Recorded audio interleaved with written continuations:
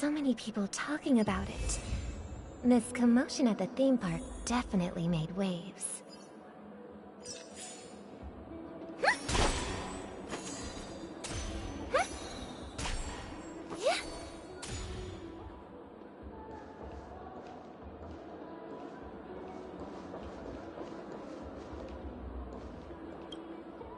The family promised they would protect the guests within the dreamscape, but I witnessed a group of organic life forms making their way to the theme park.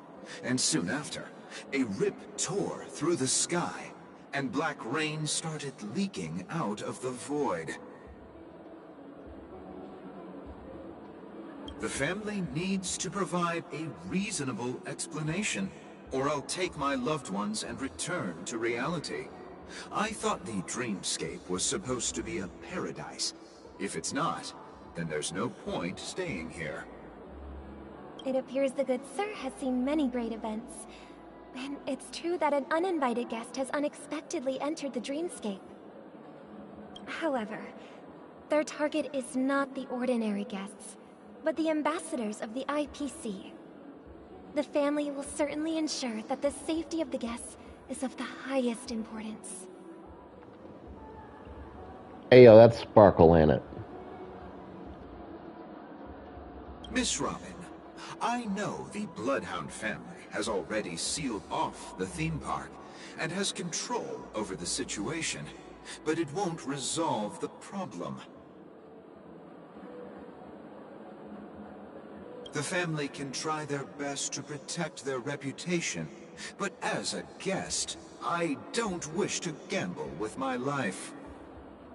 But as you can see, sir, no innocent bystanders were affected in this incident.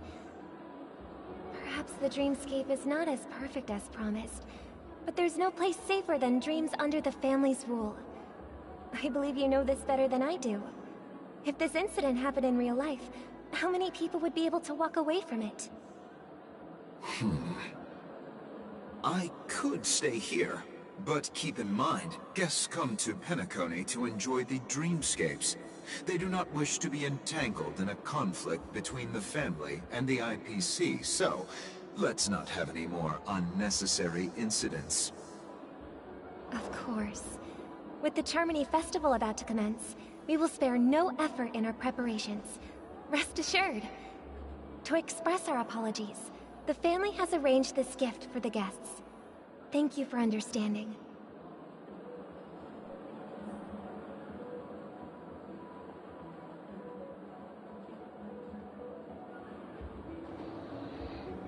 That is off topic, but Dragon is absolutely playable. I already spotted parts like 800 times. It's on the official list.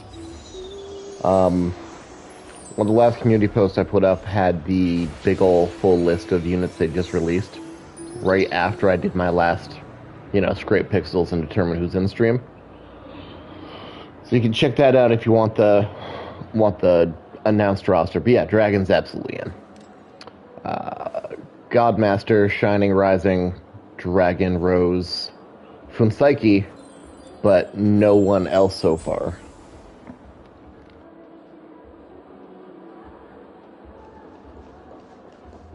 You've had quite a bit to drink. You sure you're okay? Hello. May I ask what happened here? Nothing to be worried about. There's been a small rehearsal mishap at Clock Studios theme park. Please stay calm. Hey, are you a fool?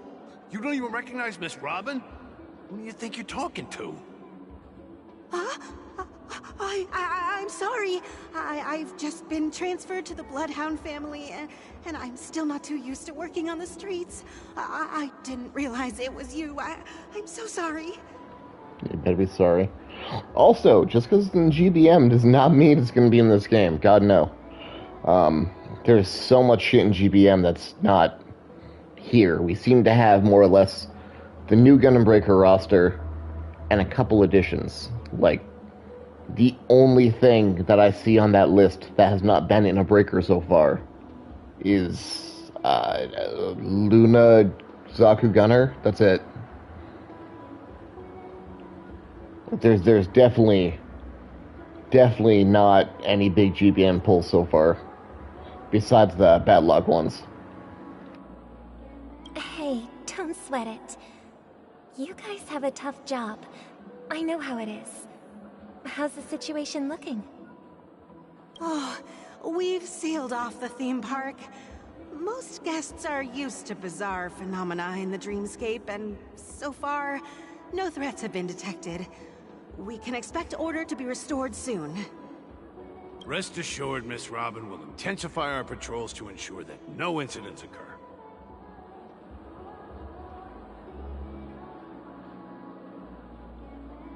I trust you guys. But regarding what happened in the theme park, what do you hounds think about it?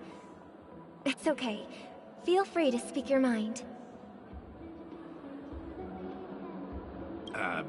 Well... Actually, I was there shortly after it happened. Is it true that the IPC's ambassadors came with ill intent? And that Galaxy Ranger who easily cut through the sky? Miss Robin, tell you the truth, everyone's been talking about it. The myriad factions on Penacony have already been causing unease for everyone. Thank you all for your loyalty towards the family. The planet of festivities has indeed run into some trouble. The representative from the IPC... he's trying to regain ownership of Penacony and is prepared for a hostile takeover. Of course, the family did not agree. The result of the failed negotiations is as you see it now. No wonder. So this is the main reason why the IPC staff are banned from entering the dreamscape. Did they apprehend the troublemaker in the end? Don't worry. Mr. Sunday is currently tracking his whereabouts, and he'll have something to show for it soon. However, given the situation, the IPC surely won't let this go easily. Therefore, we are relying on you hounds to maintain the order and stability of the dreamscape. Please be assured, Miss Robin, we take our orders seriously. We won't let those IPC cronies get away with this. Thank you for your hard work. If there are any other members who still feel uneasy, please tell them on my behalf that protecting the dreamscape requires everyone's help. This is a small gift prepared by the Iris family for the guests. There's one for you too. Please, open it at the Charmony Festival for an unexpected surprise. I can't believe I received a gift from Miss Robin. It feels like I'm dreaming. Wait, I am in a dream. If trouble comes knocking on our door, we're not afraid to go to war. Rest assured, the Dreamscape's peace will be protected by the Bloodhound family.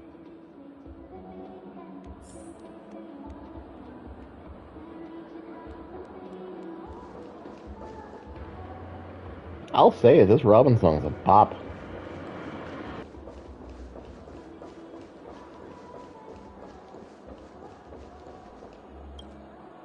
Miss Robin?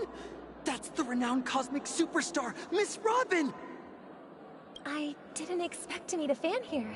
Like, I know honored. it doesn't matter. Welcome to Penacony. I know her face a is world still Robin's filled face. with wonderful dreams. But the fact they're framing this to, like, intentionally never fucking show her from the front is like, unsettling. It's gotta be Sparkle. It's gotta be. I can't believe I'm actually meeting the real Robin! Shouldn't you be preparing Good for shit. the Charmony Festival? Preparation is important, but the ceremony is fundamentally about sharing the Great One's harmony with everyone. If there's a chance to sing with everyone, I will not refuse. Regarding the recent mishap, I understand it negatively impacted some of our guests. As a member of the family, it's only right for me to come forward and offer my apologies to everyone. But, are you sure it was actually a mishap? Everyone saw those chips descending like rain and the red light tearing through the sky. Claiming it was merely special effects seems a bit far-fetched. Plus, I met that generous gentleman. He looked really out of it and kept talking to himself. Is this also part of the performance? Everyone, please do not panic. I believe that the family will give everyone a satisfactory answer in due time. Even if you say so, Miss Robin, it's hard to believe. Some people just never listen, do they? It's never ending. It just goes on and on. I'm getting really tired of this. Miss Robin? Still, I suppose I should keep on helping everyone. I am the epitome of joy, kindness, and goodness, after all. Huh? What was I just doing? And, who might you be, miss? Here, take this, little guest. This gift has been specially prepared for you by the family. Make Yeah, sure right you there, don't look at that. take care of it until Sparkle. the opening of the Charmony Festival. Is she Then, giving out when the letter show bombs? reaches its climax, press the button together with the others around you. You never know. Something very exciting might happen. This bitch. We're back to where it all began. You entered the golden hour from this place. And it is also from here where you will enter the true Penacony. It is a pleasure to journey alongside you once more. But it's time I laid bare the entire truth before you. As you might have heard, I also go by another name. Stellaron Hunter Sam.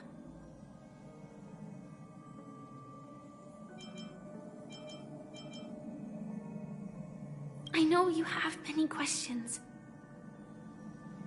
Do you remember when we encountered death in that strange dreamscape? When I was caught by that meme? Meme. In that instant before it killed me, I saw the reflection of another dreamscape in its ghastly pupils. So, following the clues in the script, I came up with some theories about the meme.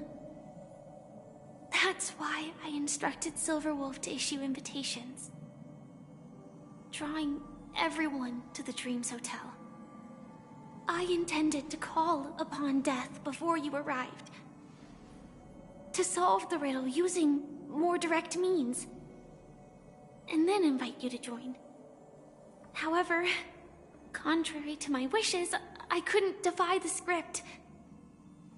And I didn't get a chance to explain it to you. It is how you see now. I was impaled by the bladed wings of death. The heavy pressure of concentrated memoria miasma exploded in my mind as if it was actually reality. But after the momentary numbness subsided, I found that my body was absolutely unscathed. I was still alive. And it was just as I thought. I had arrived at a place starkly different from this beautiful dream. Beneath the dreamscape of Penacony lies another, more chaotic, more primal memory zone. Its name? Land of the Exiles. And so, then I returned to the hotel in the dreamscape, hoping to tell you of its existence.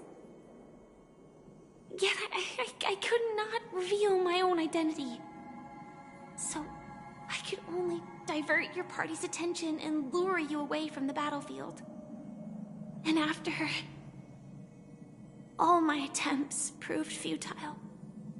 It wasn't until not long ago, when a crimson blade of light shattered the high wall of the dream, causing you all to fall far into the abyssal depths of the dreamscape, that I was able to awaken you and your companions one by one. And that's it. That is all that's happened so far. What a specific denial.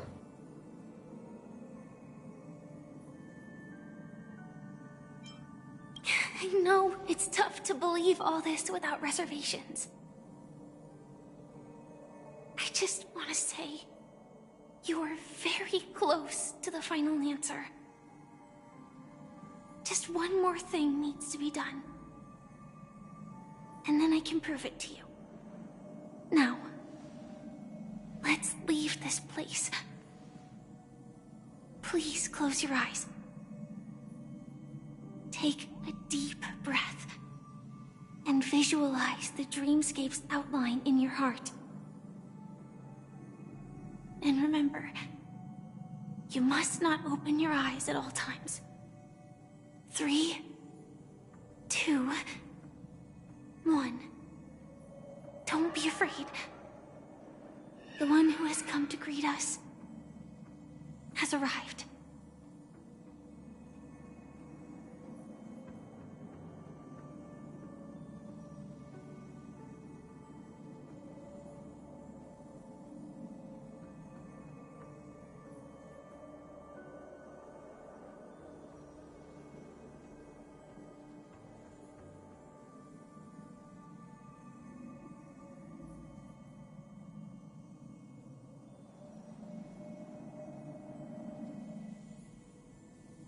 I never knew you could do this.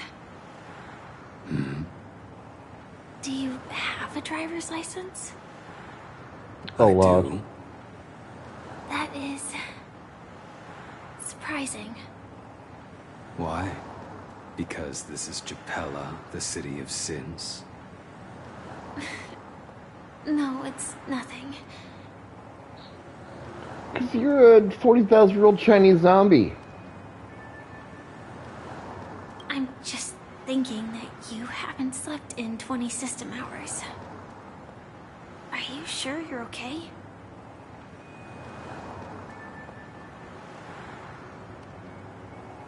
I'm fine. I'll survive. Same goes for you. I'm not so sure about that. Slow down a bit. Infiltration is over. Feel free to activate Sam anytime you like.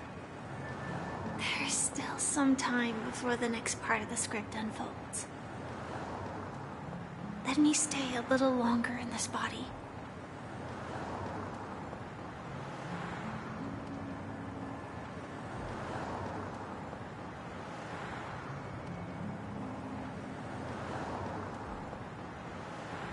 Such a long tunnel. Didn't feel this long when I set off. In half a system hour, it will lead us to Kafka. And then comes the downfall of the Japella Brotherhood. Is that also part of the script? It's in your script too. Sorry. I didn't notice. Their destiny won't change just because of your selective ignorance.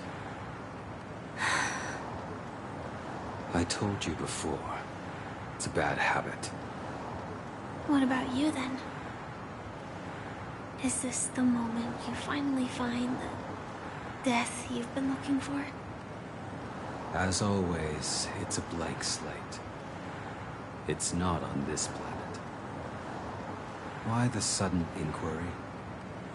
Because I'm currently in a car with a sleep-deprived driver.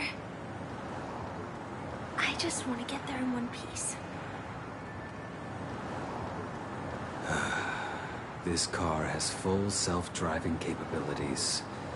I'll just put my hand on the steering wheel. Will that do? Hey, don't take everything so seriously. Elio would always say there's only one type of destiny. The inescapable type. He can see the future, and we, likewise, are aware of our predetermined end. But before that moment arrives, we can still choose what we do. We all have this right, don't we? After today, Japella's name will disappear from cosmic history, and the Everflame Mansion will take its place. In the not-too-distant future. you'll receive an invitation. That's your next stop. Land of the Dreams. Penacony. I hope you find whatever you seek there. Be it answers or salvation.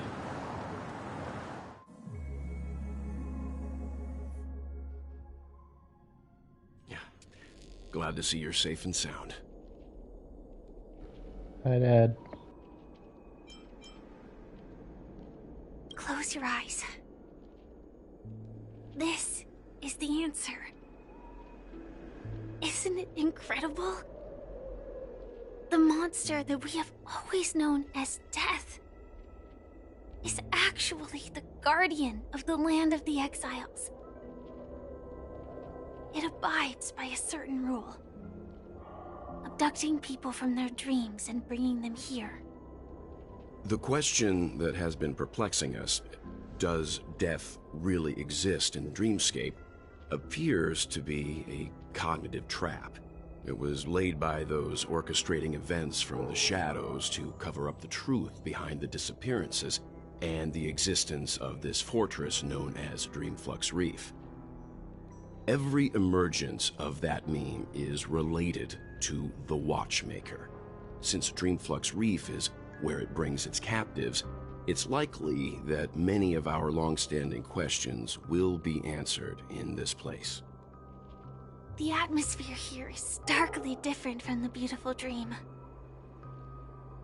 There are no regulators here like the family.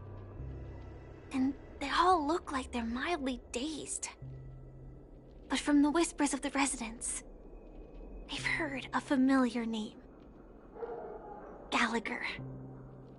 It's that man again. Always in the right place at the right time. Though that does save us the trouble of looking for him. Himiko and March have already made a move. Get ready. We're about to set off. The real dreamscape, the land of the exiles. Before we go, should we speak to everyone first? Hey, secret.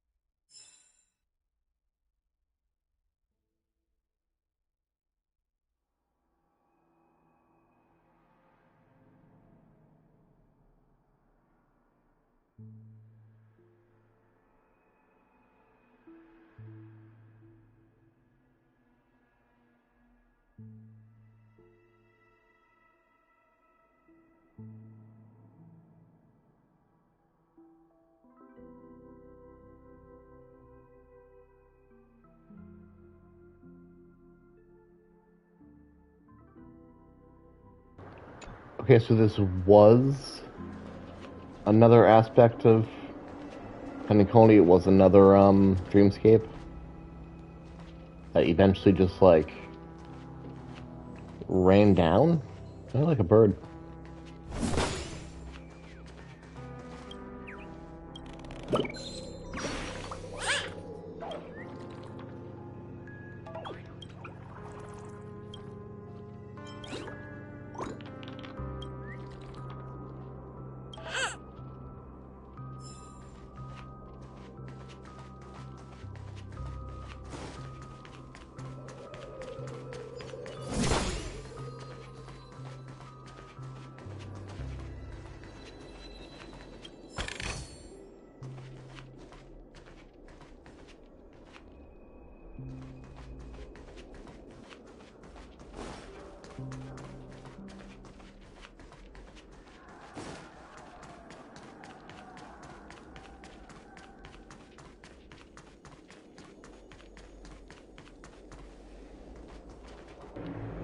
Definitely got a vibe.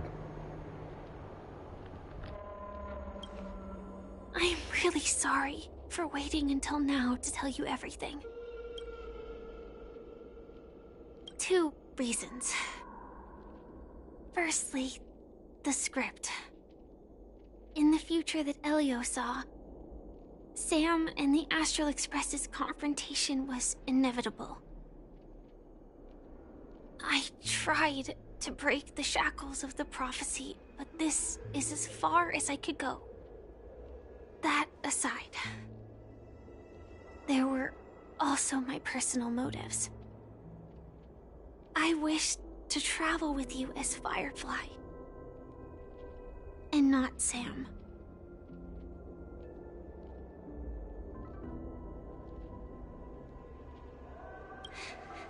Thank you.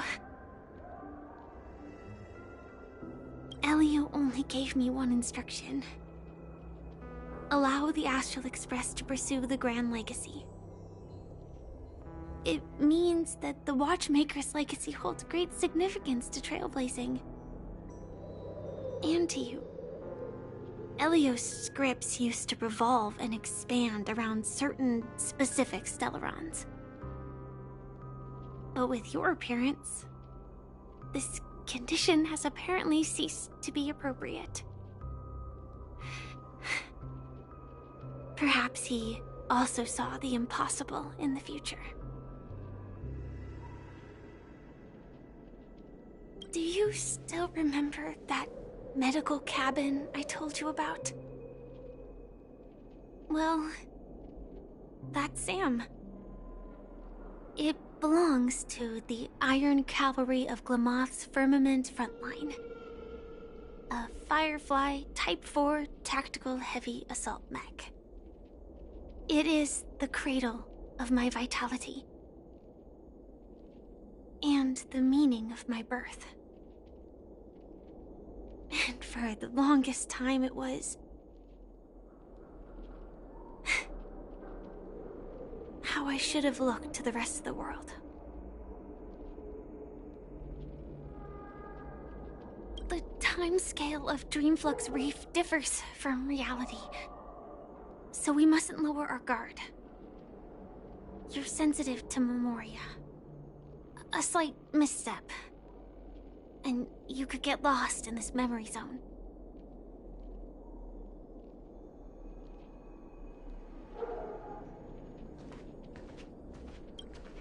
Something on your mind? Let's talk about it. No wonder Miss Acheron is so averse to drawing her blade. It's hard to imagine such terrifying power could reside in an ordinary sheath. If it weren't for the fact that Aventurine's power originated from the preservation, the entire dreamscape would have been affected. Don't feel burdened by this. Even without that Stellaron inside you, Aventurine would still have found other methods to accomplish his goal. Let's just believe in Miss Acheron. And given her prowess, I don't think we've got anything to worry about. During your investigation, he shared a vital piece of information. Mikhail, the former watchmaker who collaborated with the family to construct the Penacony we're familiar with today, had a falling out with the family for specific reasons. But this is precisely where the problem lies. You were clearly investigating a murder, so then why, as a security officer, is he changing the subject to talk about his past with the watchmaker? And now, with Firefly mentioning his name again, it's hard not to be suspicious. Before we found you, she'd already revealed her Stellaron Hunter identity and shared a lot of information. Who would have thought that the Molten Knight's true identity was actually a young girl? For her, this is a secret that she cannot allow others to know. That being the case, I think we can believe she's willing to cooperate. But she didn't reveal all her secrets. I just can't shake the feeling that her situation is different from that of the typical dreamer. We can kiss and Firefly, I hope that doesn't lead to any dangerous and Himiko predicaments. can kiss Kafka, and Don Hang and Blade kiss all the time. Poor Grandpa Well doesn't have anyone to kiss. I hope you've regained a little composure. We'll move out when you're ready.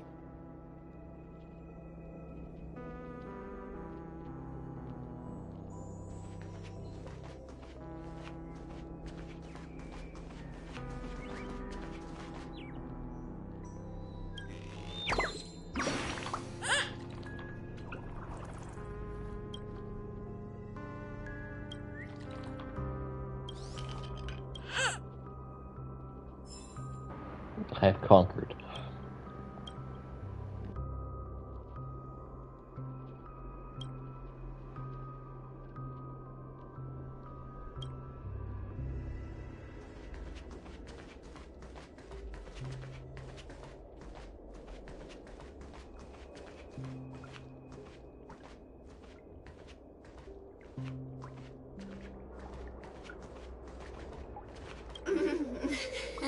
Welcome to heaven.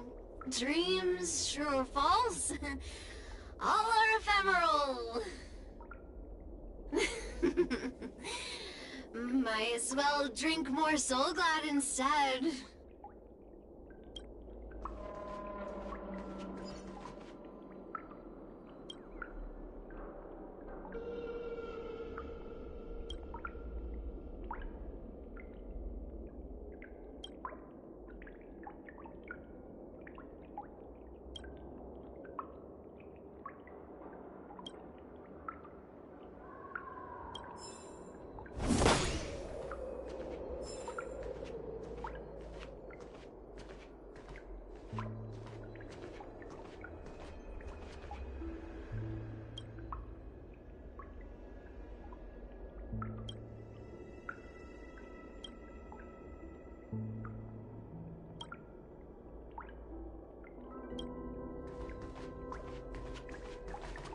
Okay, so there's actual people here too. Keep going straight down this alley, and it'll lead to an elevator.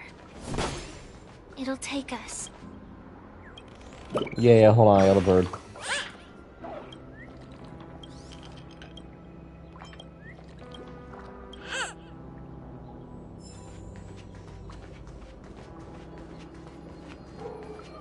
This place has more space inside than my own house.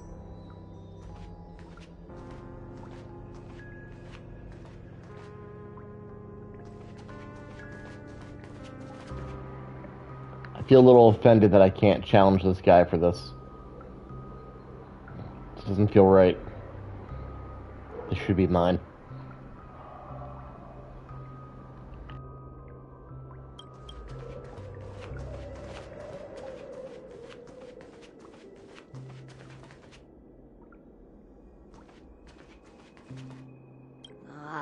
Did you also get kicked out of the beautiful dream?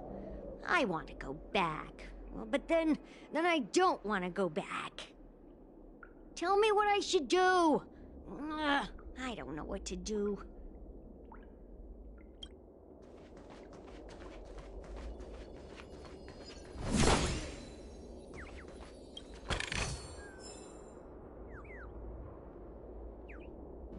I hear you. Aha.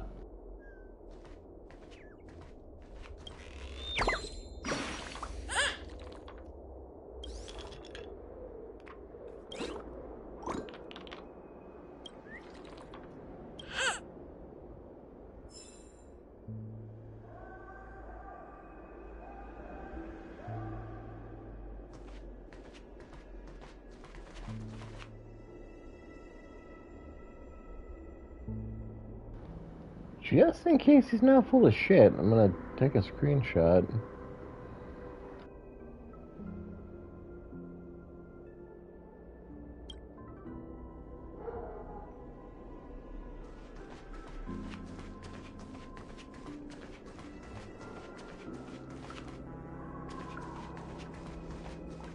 Hi there, friend from a distant land. I hear the Watchmaker's legacy is right here. Let's say we go treasure hunting.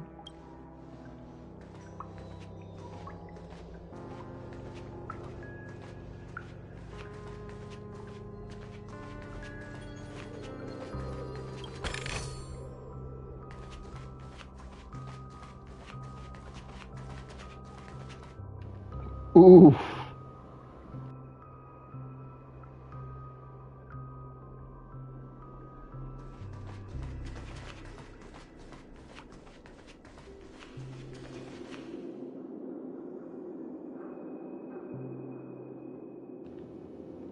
Well, going left usually leads to the Minotaur.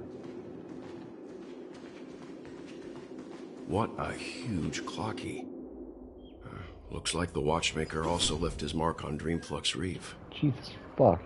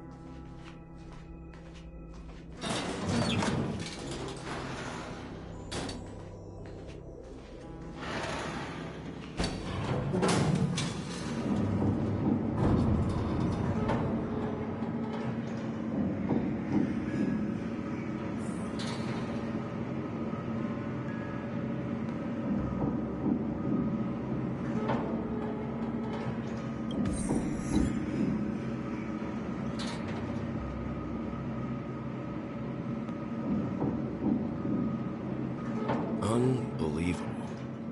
To think there's a settlement of this size within the Dreamscape. And all beyond the family's reach.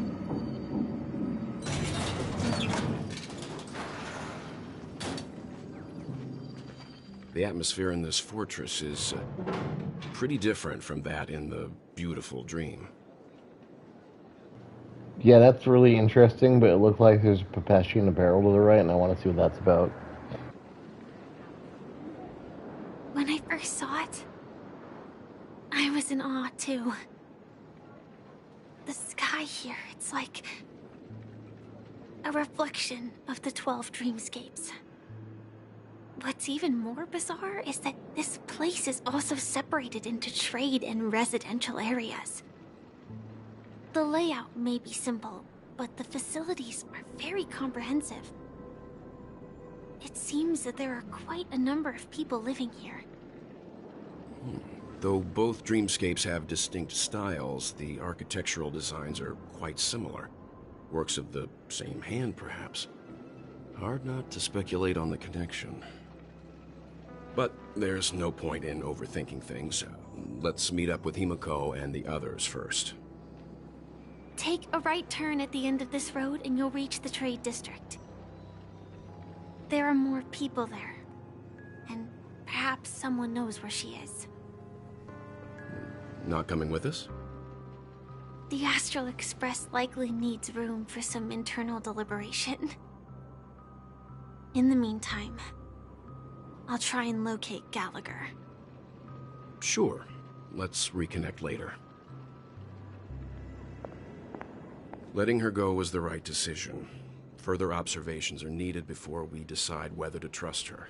But first, there's someone I need to talk to. Misha. Let's go. I'm sure you've already noticed him. I did. I'm very observant. He's right over there. The Reverie Hotel's bellboy. How did he end up here? And right after Miss Acheron severed the beautiful dream. We'd better check, just to be sure. This can is perfect for me, and perfectly legal for me to stay in.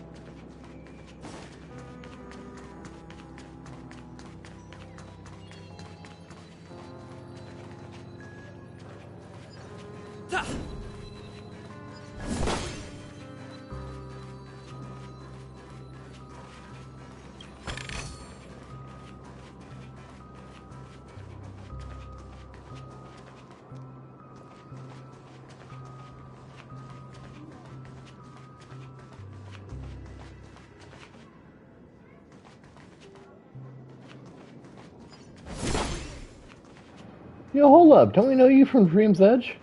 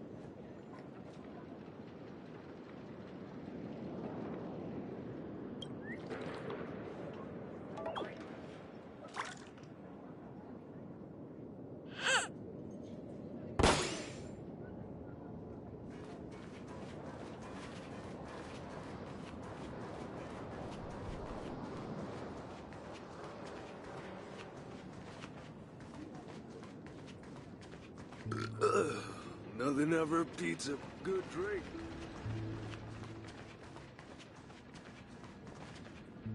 Huh? You're the guest from before. We meet again! And a new friend. Forgot to introduce myself. I'm the hotel's bellboy, Misha. Hello, Misha. I'm Welt. We met in a dream. Oh.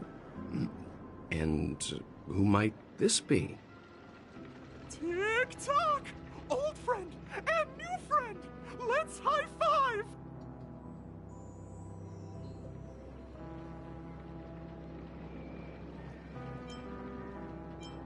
Your, memory zone mean?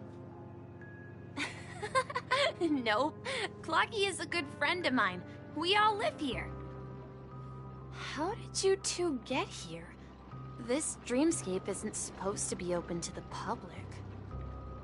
I wonder if it has something to do with Sleepy. So, this is your home? Yep. After my work in the beautiful dream ends, I'll go back home. Commuting used to be more convenient, but ever since travel became cumbersome, Sleepy started ferrying people back and forth between the two dreamscapes. This Sleepy, can you describe what it looks like? Sleepy is a memory zone meme. Looks fierce and has many eyes. But it's actually really well behaved. Gallagher's been taking care of it. Ayo, what? Based on the description, that meme is indisputably death. A nightmare for the family, but for the people who live here, well, that couldn't be further from the truth. Death? Not in a dream, surely. Sleepy's just a little aggressive, and sometimes messes up by fetching the wrong guess. But it would never hurt anyone. It seals your soul. I see. Has it brought back any guests recently? Say, in the last day or two? We're currently investigating a missing person case that occurred within the beautiful dream. I see. Then you'll have to speak with Gallagher. But he's currently busy hosting a visitor from the Oak family and specifically asked not to be disturbed. Mr. Yang, the person you're looking for, is it Miss Robin? Just as I thought. Considering what happened with Miss Firefly, this doesn't come as a surprise. If you're looking for Miss Robin, I can lead the way. She told me that she'd be willing to meet with outside guests. If it's not too much trouble. Also, we're looking for our missing companions. A woman with red hair accompanied by a girl with pink hair. Have you seen them? Oh, I haven't. But please, rest assured. Dreamflux Reef is a small place, and it's not as bustling as the beautiful dream. But its safety is unmatched. How about this? Since it's your first time here in Dreamflux Reef, I'll be your guide and help you find your companions. And then we can all go visit Miss Robin together. She's gone to Mrs. Grace's to visit the children. She won't be leaving anytime soon, so there should be enough time. All right then, we'll follow your fuck, plan. I just noticed the bird. After all this time. Well, we now know the answer to both murder cases that have caused such commotion in Penacony. As for the intentions of the mastermind behind it all, we're still none the wiser. Well, hold on. Sunday was still acting like Robin was dead. He was like fucking furious. Does he not know, or is he more concerned about people finding this place? Does he know? No idea. But its connection to Gallagher is worth digging into. Regardless, we have to find him. Say, you mentioned before that you saw Clocky that only you could see, right? I can't shake off this strange feeling. Am I really still so young at heart? Forget it. It's not important. We'd better just follow Misha.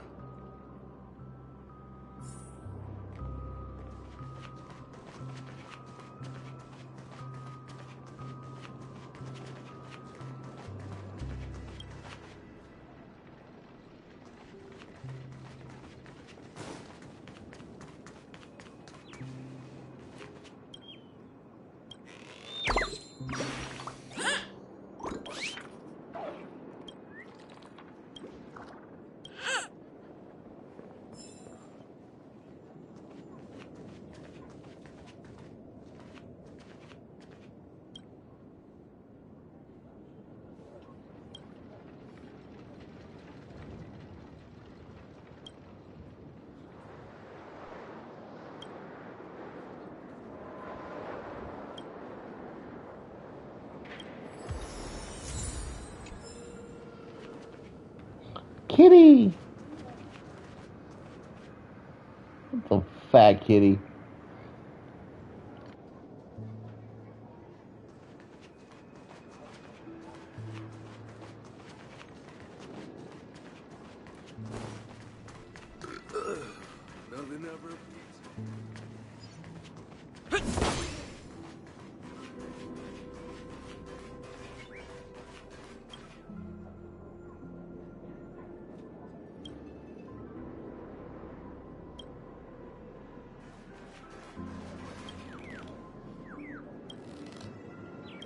Are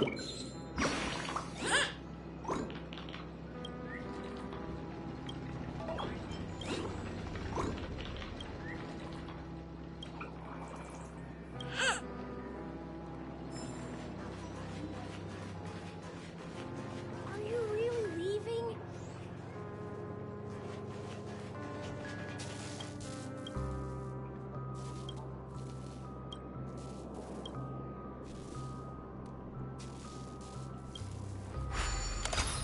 No, I don't actually know where to redeem this. I did the last batch of them, the last update, but like I don't know where to go for the blocks. I went back to the same place as the last one, but didn't do anything.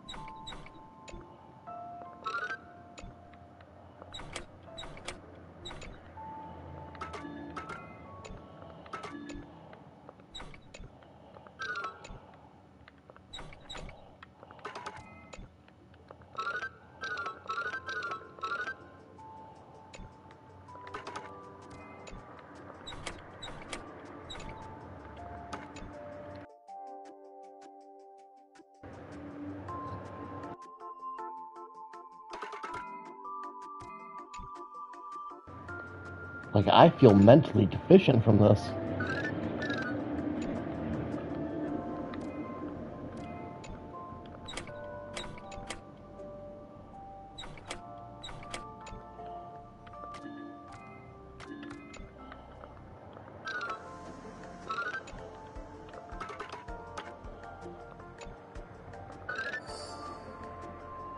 Oh, thank God.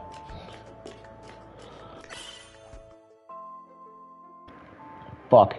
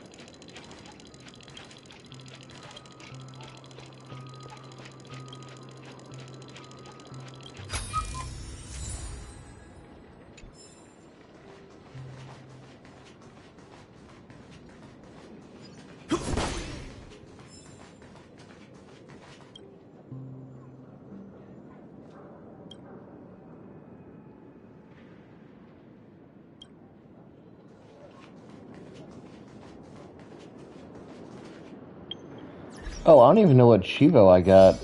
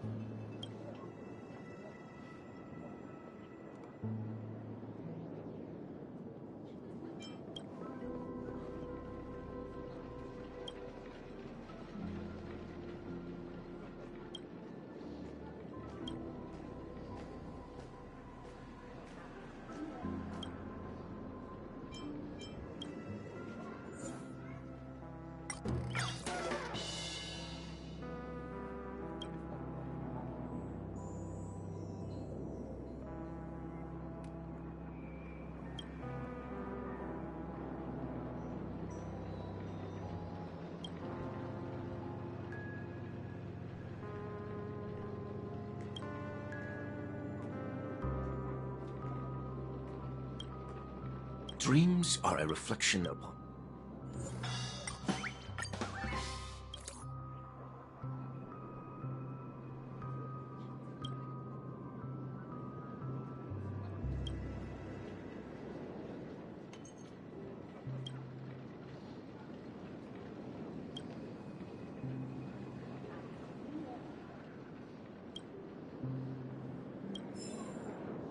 Dreams are a reflection upon reality.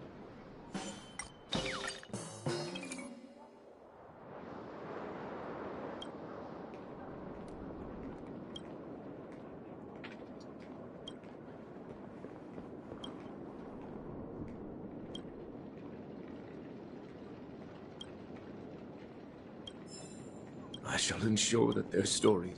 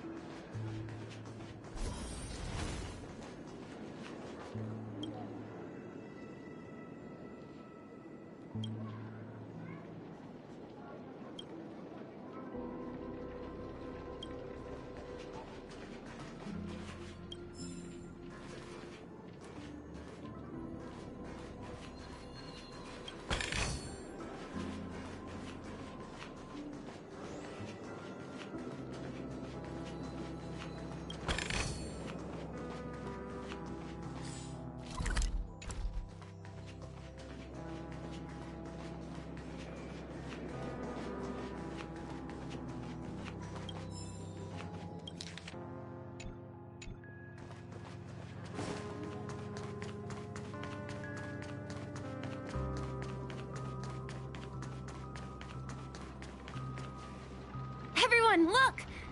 From here, you can see the most spectacular view of Dreamflux Reef. A black hole? No. An accretion disk formed from consolidated memoria? Was Dreamflux Reef built on such unstable memoria? Oh, so Mr. Yang is also versed in memoria dynamics. I was just trying to figure out how to explain this huge hole to everyone. I bet you guys have a lot in common with Miss Kami.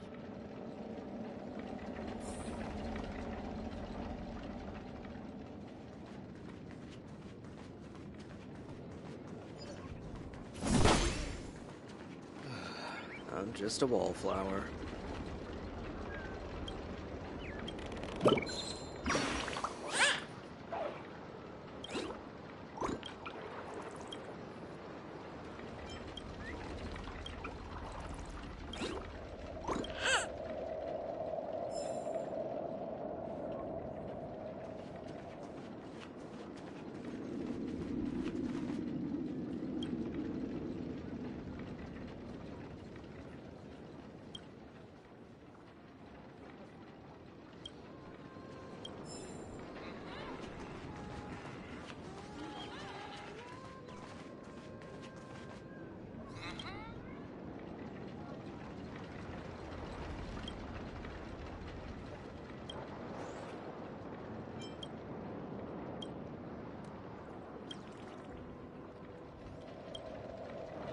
Oh, it just opens up. Goddamn.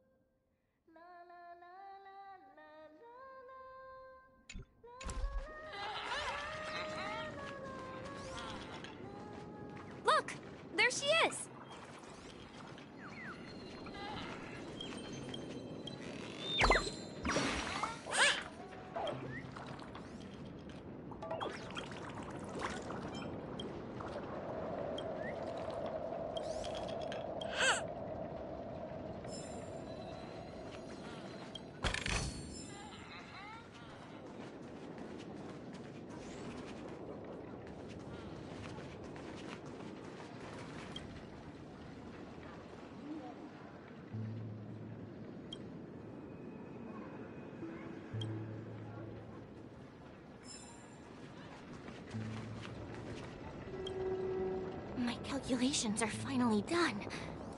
In another 10 system hours, the above dream will swallow the dream below. My hypothesis was correct. This place will cease to exist as the dream devours everything. Who are you all, and why haven't you left yet? This place is about to disappear. I'm Kami, a dreamscape surveyor specializing in Memoria dynamics, and this is my life's work that I'm researching. See that huge gaping hole? It was just a narrow rift many years ago, but now it's grown into a giant hole. The surrounding Memoria has been flowing towards the other end of the hole at a constant velocity, slowly but surely. But the scary part is, according to my calculations, the flow rate of Memoria has recently changed, and it's faster than ever before. It's almost as if something is sucking it in from the other side. By constantly improving upon Madame Rosalina's Memoria measurement method, I've finally obtained accurate results. After 10 system hours, the Dream Flux Reef will cease to exist. Just like the melting of glaciers, everything will crumble and disintegrate. The dreams on that side of the void will fuse into one. Please don't worry. This sort of thing has happened many times before. Miss Kami isn't a bad person. She's just a bit lost in her own world. She'll probably realize she's wrong soon enough. You don't say. There was something else that piqued my interest. Who is Madame Rosalina? Oh, do you know her too? Or are you also a fan of Memoria dynamics? We're very interested in Madame Rosalina's achievements. Could you tell us a little more about them? Why, of course! She's an excellent scholar of Memoria dynamics, and the first person to apply Memoria rate measurement methodology on interstellar travelers. Regrettably, due to the presence of the Garden of Recollection, ordinary people don't pay much attention to the nature of Memoria. She departed this world without much fame, leaving only a few thin journals behind. I came to Penacony to learn more about my idol, and went to great lengths to seek out Dreamflux Reef, all because this is her final resting place. Prodigies always meet their demise prematurely. If only Madame Rosalina had more time, she would have discovered a way to reverse the flow of Memoria. I felt it. The source is in the golden hour. There is a certain anomalous presence stirring the currents of the memory zone.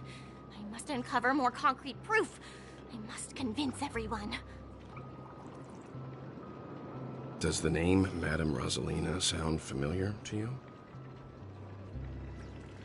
That's right. It seems like she did a great deal of research and calculations in Dreamflux Reef before abruptly passing away. Miss Kami regularly mentions her. I hear Madame Rosalina passed away during the prison war. She could see the Penacony of today. Its people building homes in the memory zone. Our destination is the commercial district. That's where the largest crowds gather in Dreamflux Reef. We might be able to find the others there.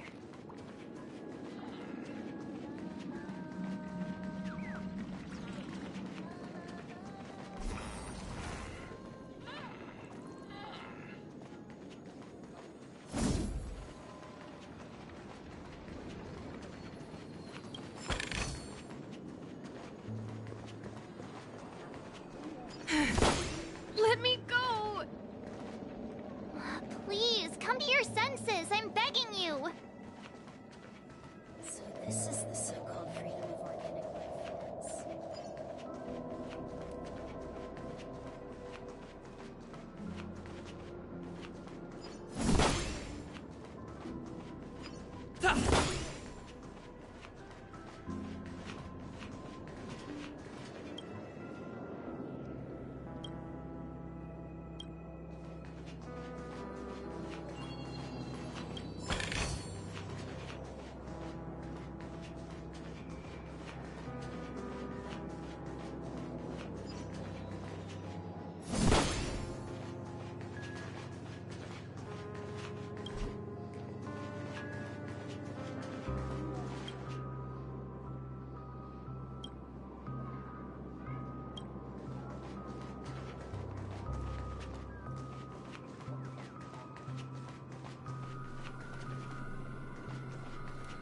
Let's have a toast to Dreamscape, stranger.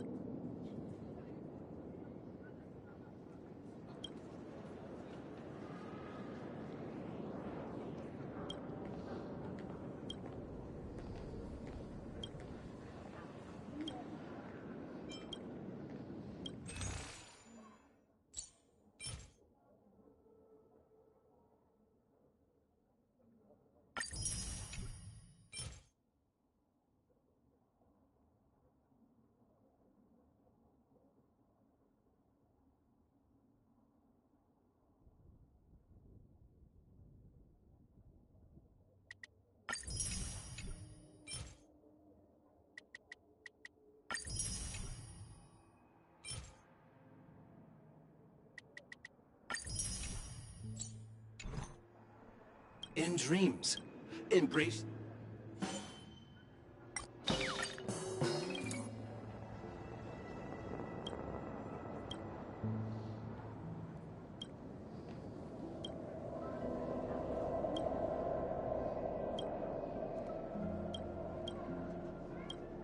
Feel free to express your...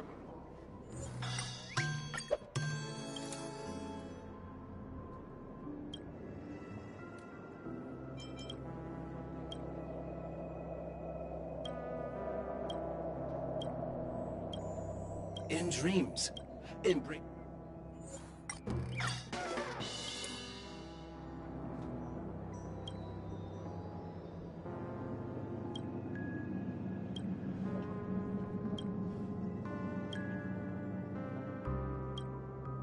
In dreams, embrace...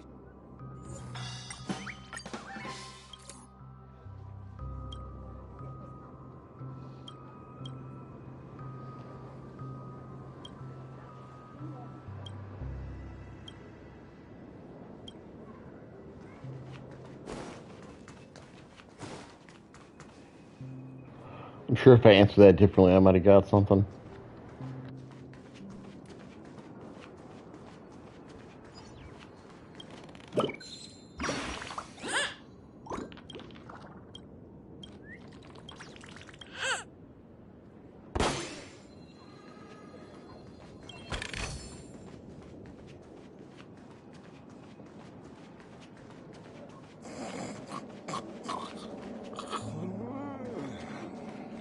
No! At this rate, the family will be done for!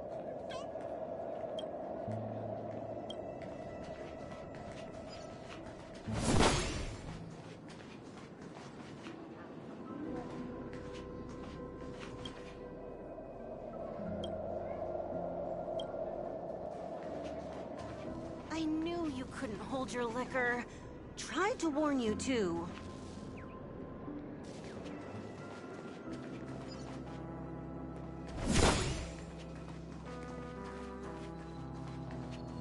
Let's see how you handle a stroke of genius like this.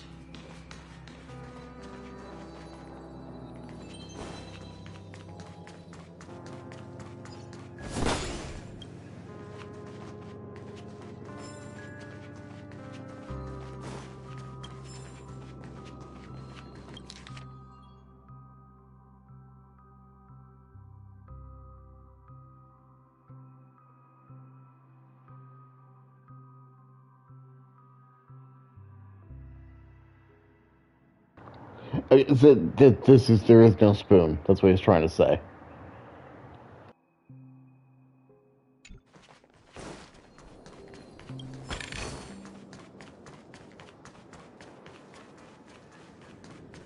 I knew you couldn't hold your liquor. Tried to warn you.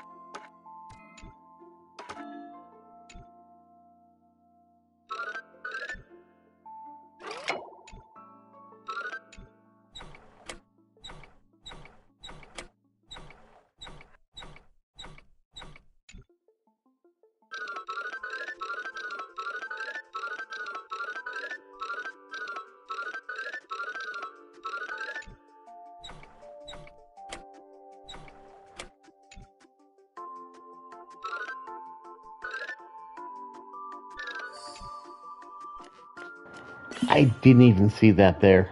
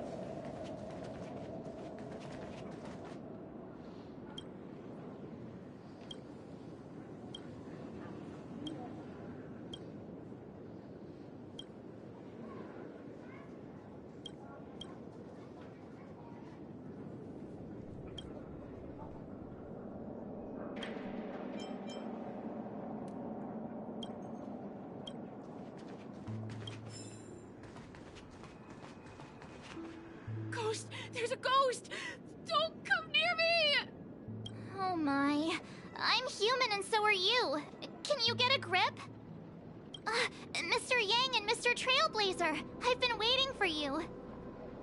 Quickly, come help. I bumped into a member of the family on the way here. He was so scared and I just wanted to calm him down. But... Let me go! Let me go! I've only done good in my life. Why can't I rest in peace after death? Well, this is how it turned out.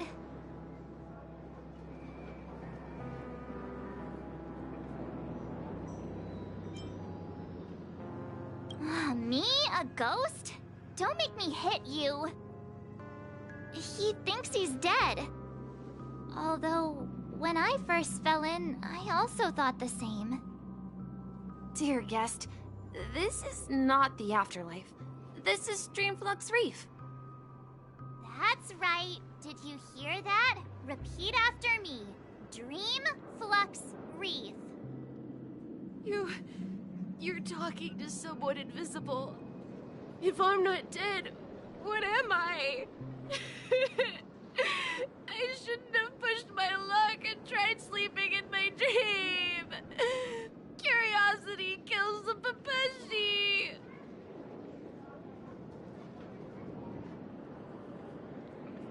Stop asking! You'll alert the monsters! All the dead are right here. All of them! You're not talking about the Memory Zone meme, are you? Don't say that name! It's all your fault. They're coming!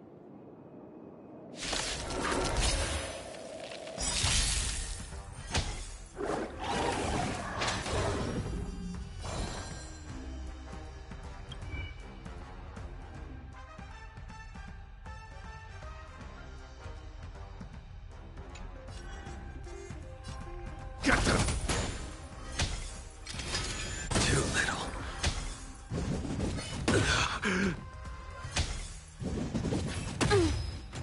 I'm on guard.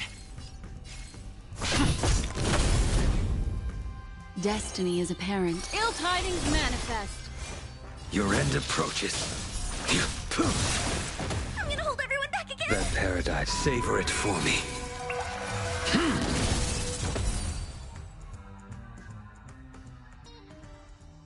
He passed out. His intense negative emotions attracted the nearby memory zone memes. I see. But why aren't the other people around here scared? Unlike in the Sweet Dream, people here don't see Memory Zone memes as dangerous monsters. And even if they pose a threat, people can easily escape by forcing a wake-up call. But we can't just leave this man here. Can we take him somewhere safe? We can ask Jessie for help. I've gotten to know many locals while waiting for you guys. Everyone here is living a self-sufficient life. I don't know how to describe it, but this place feels like the real dreamscape.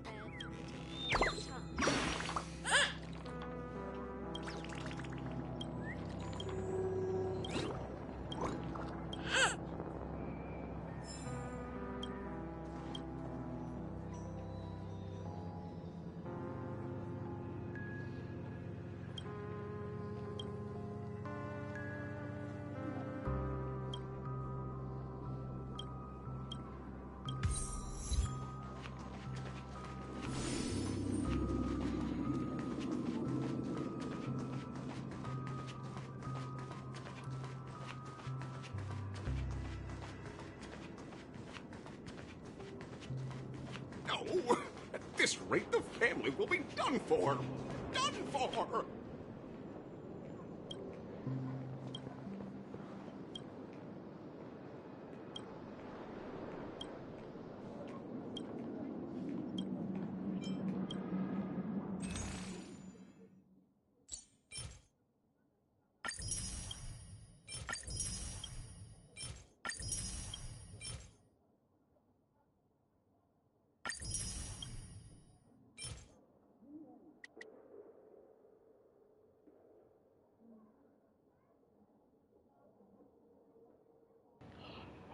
To who? Can I make this work with Blade?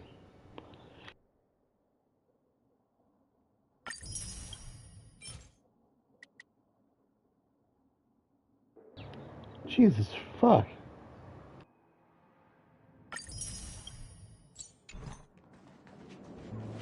I knew you couldn't hold your liquor. Tried to warn you too.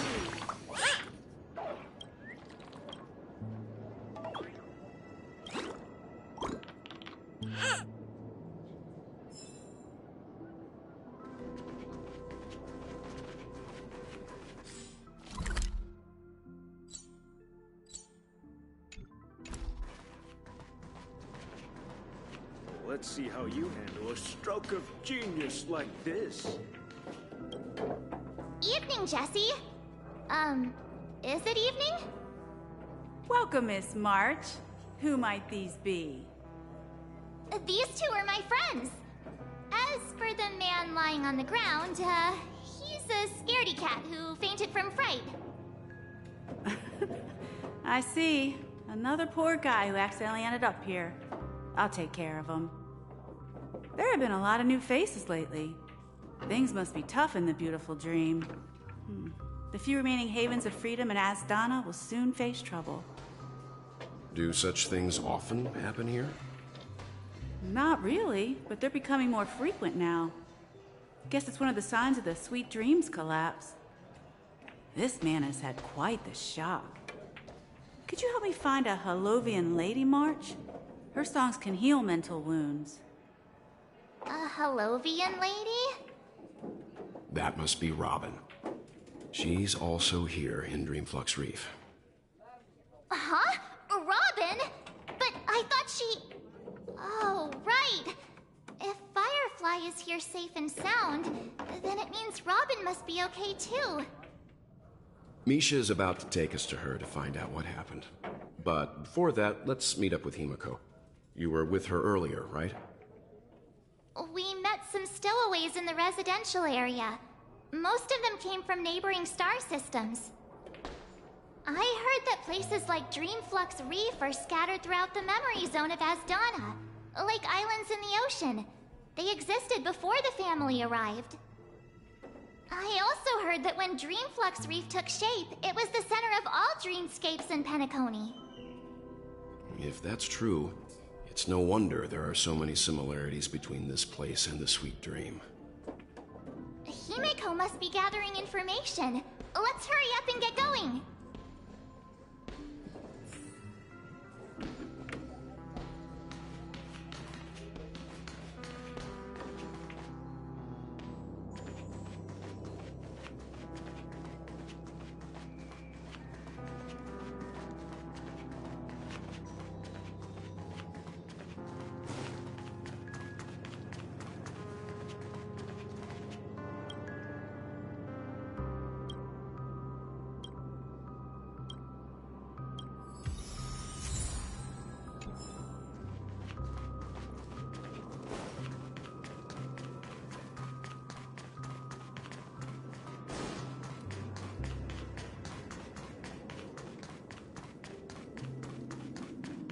This is where we split up. She can't be too far away. So that's how it is. I never imagined we'd gather the remaining details here. This motherfucker's design. To borrow Gallagher's catchphrase, what an unpredictable twist of fate. Himeko, here they are. Ah, perfect timing. Now that everyone's here, I'd like to introduce everyone to Micah, who's partly in charge of the Land of the Exiles. Micah, these are my companions. It's a pleasure to meet the Nameless. You know us? I've been keeping an eye on you since the day you arrived in Penacony. We would have met under more appropriate circumstances if Dreamflux Reef hadn't been isolated from the 12 Dreamscapes. Please, allow me to formally introduce myself. I'm Micah, the Gravekeeper of Dreamflux Reef. Gravekeeper? Life in Dreamflux Reef is pretty liberating. Everyone here mostly keeps to themselves, without meddling in others' affairs. My daily task involves cleaning a few tombstones. You're too modest, Micah. When lost dream chasers stumble upon this place, you're the one who takes care of them, guiding them back to the sweet dream, or showing them how to survive the wild dream chaos. So, guardian of sorts. Were you talking to me, Mr. Yang? On that note, Mr. Mika, which tombs... They're actually just symbolic stones. But since you're curious, Mr. Yang, I'll take you there. I have a feeling you might find something of interest there. But before that, you have an important guest joining you. An important guest? Who could it be?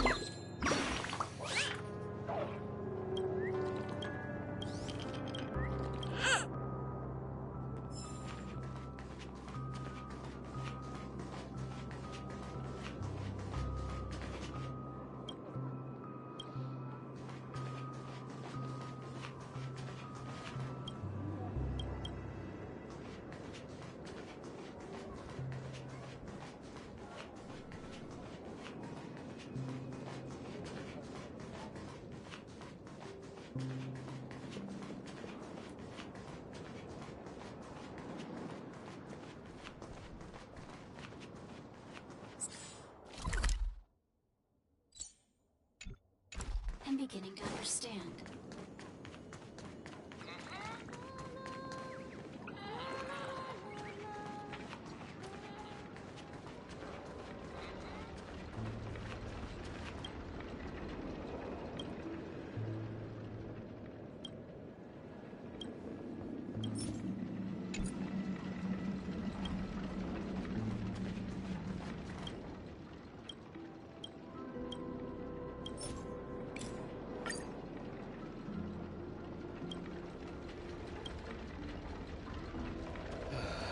I'm just a wallflower.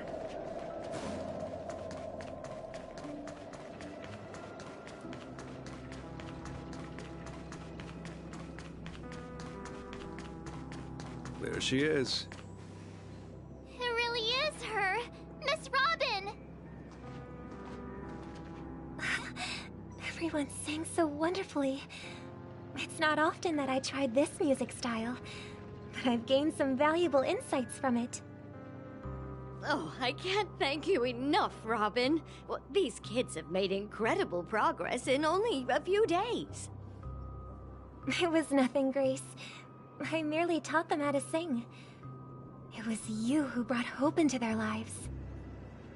Life must be quite difficult for them in reality, I imagine. That's right.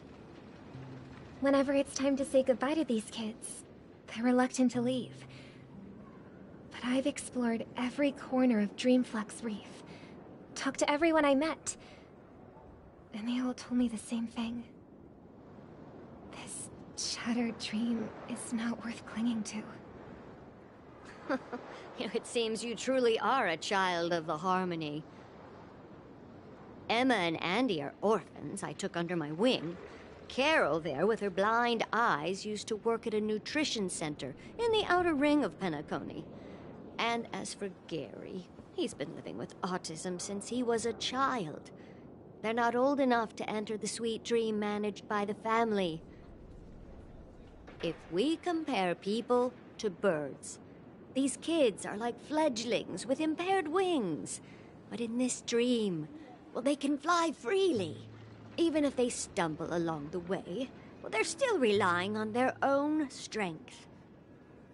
And me, an old lady with no legs. Well, without this dream, I couldn't even walk toward them. I'm glad that you found a new life here in Penacony. It's just... Don't worry, Robin. Dreams have their significance, but they aren't everything. Both the children and I understand this. No matter how long we fly through this dream, we will one day return to reality. But you know what? Emma and Gary aren't plagued by their insecurities anymore. No, and Carol is learning how to cope with her blindness. And Andy is livelier than ever. Well, even I've become more optimistic. You see, in dreams, we learn how to live. Once we return to reality, we learn how to survive. And should our feathers be damaged, then we share our wings with one another. There's no need to covet an illusory sky in dreams, because we have the right and the ability to fly towards a broader horizon. It's a relief to see you safe and sound, Miss Robin. It's nice to see you all again, Astral Express crew. I heard my disappearance caused quite the commotion out there. I'm really sorry about that. Since you're here, can we assume that you're fully aware of the situation in Penacony? Ever since I returned to Penacony, my voice started to change, until it gradually faded away. At first, I thought it was a temporary ailment, perhaps due to having been away too long. I thought maybe it just takes some time for my body to acclimate to the high concentration of Memoria and Asdana. But now it seems the root of the problem goes way beyond me. There are elements around me that don't align with the harmony. And losing my voice is just one of the signs of the Sweet Dreams collapse. The Sweet Dreams collapse. That memo keeper mentioned the same thing. So it's real. While I was away from Penacony, the boundaries of the 12 dreamscapes kept expanding outward. But whenever I mentioned the anomalies in my dreams, all the family heads refused to talk about it. Only my brother was willing to respond. Later, I discovered the secret letters from the IPC ambassador, which further convinced me that there are hidden secrets beneath the surface of Penacony. So, following the clues in the Oak family's dossiers, I found my way here. The land of the exiles, concealed by the family under the guise of death. A dream within a dream, where Penacony's past is buried. Hearing you speak, it sounds as if your voice has made somewhat of a recovery. I hate to admit it, but the harmony in this place resonates more broadly than within the Sweet Dream. It's regrettable, but the family has experienced betrayal. The traitor, or traitors, abandoned their original principles and, using the name of harmony, exploited people's weaknesses to turn Penacony into the planet of festivities, trapping everyone in the illusion of the Sweet Dream. This is not the strong defending the weak, but rather the strong exploiting the weak. A world without equality won't ever be favored by the harmony. And naturally, those voices blessed by them have lost the ability to sing. Could there be another force influencing the family's shift in philosophy, Miss Robin? Considering what happened with Acheron, it's difficult to conceive of another entity within the realm of the harmony capable of influencing everyone. Unless a power surpassing that of an emanator is involved. I'd heard about what happened to the Xianzhou Alliance, but as far as I'm aware, The family hasn't faced any such external interventions. Who knows? Perhaps I've just been away too long and missed something. Regardless, I cannot accept my home is moving towards the very opposite of what the Harmony represents, while still claiming to uphold it. I must uncover the reason why Mikhail cut ties with the family, and who exactly it was who betrayed us all. Do you remember our arrangement, Mr. Micah? Well, here's my answer. I've decided to forgo my role, and never step foot on the Charmony Festival stage again.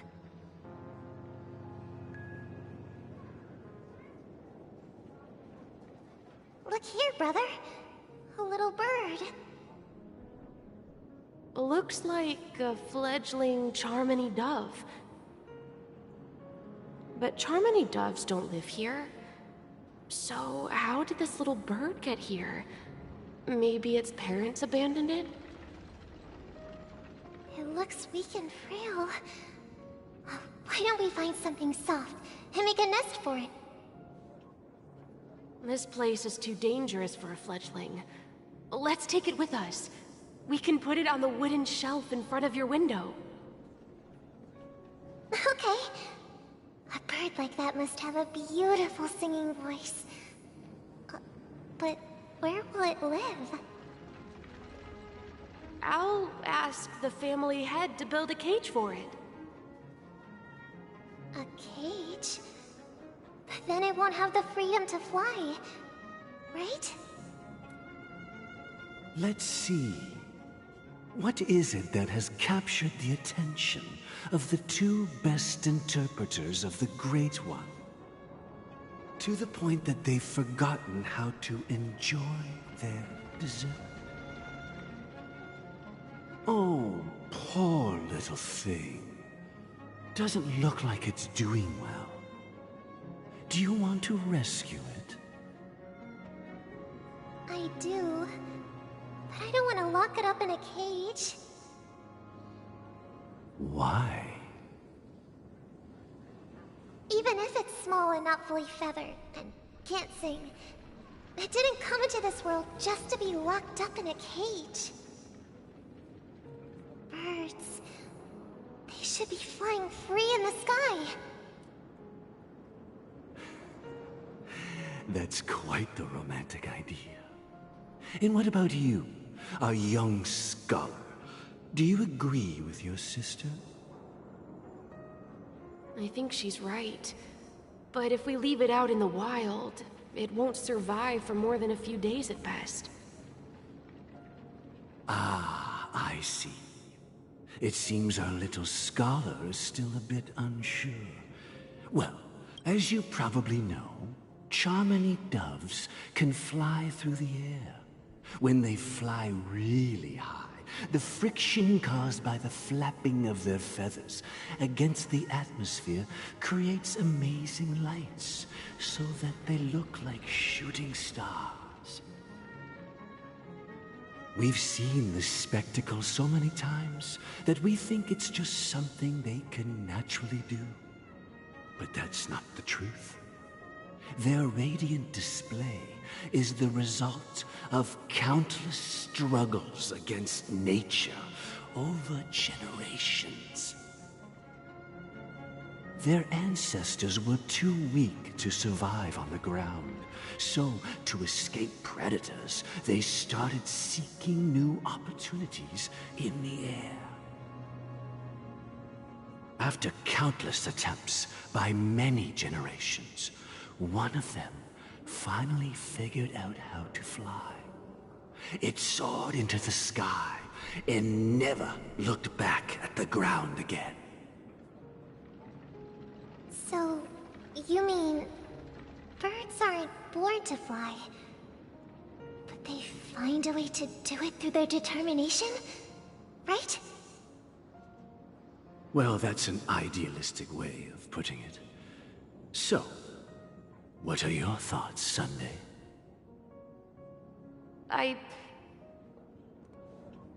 think people believe birds are meant to fly because they've never seen those birds crashing to their death.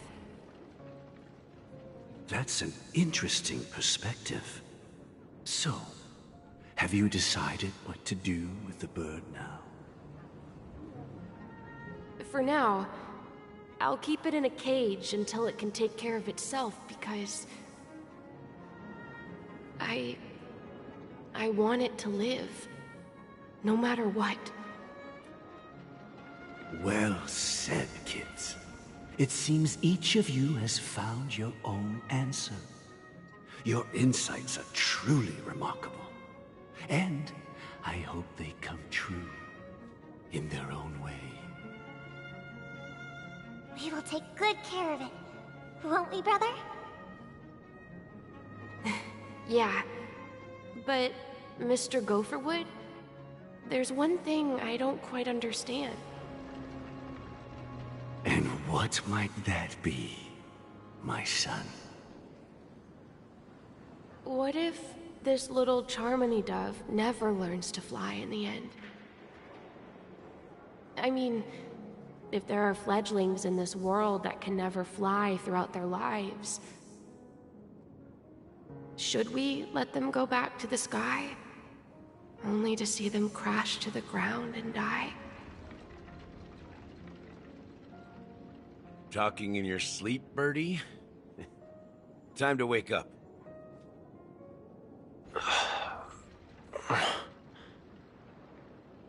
Huh? Need a hand? I'm still alive? Yeah. Happy about that. Where is Robin? Tell me. Now.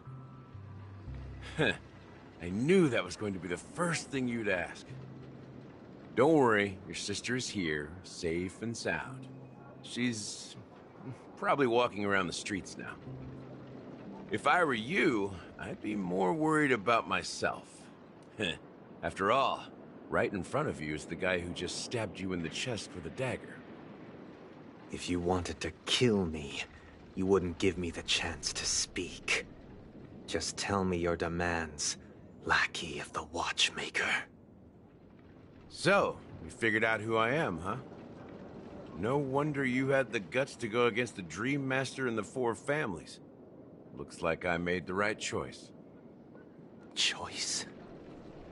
You are aware of my plan and see through my act. Time is running out, so let's drop the charades. I'm suggesting we cooperate. Cooperate? What makes you think I'd cooperate with you? The fact that the famous Robin has chosen my side.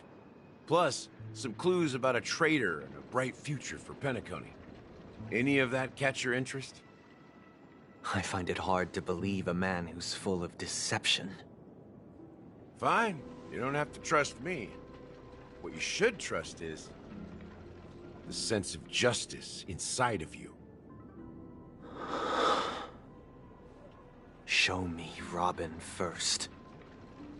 All right, as you wish. Here she is. Huh? What's your trick this time? Just kidding. I mean, this lady will lead us to Robin, right?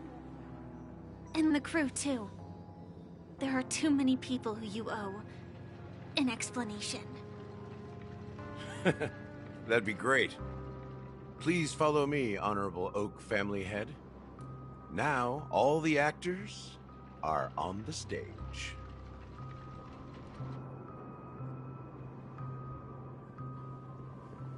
This is the monument I mentioned earlier. The names inscribed on it should be familiar to all of you.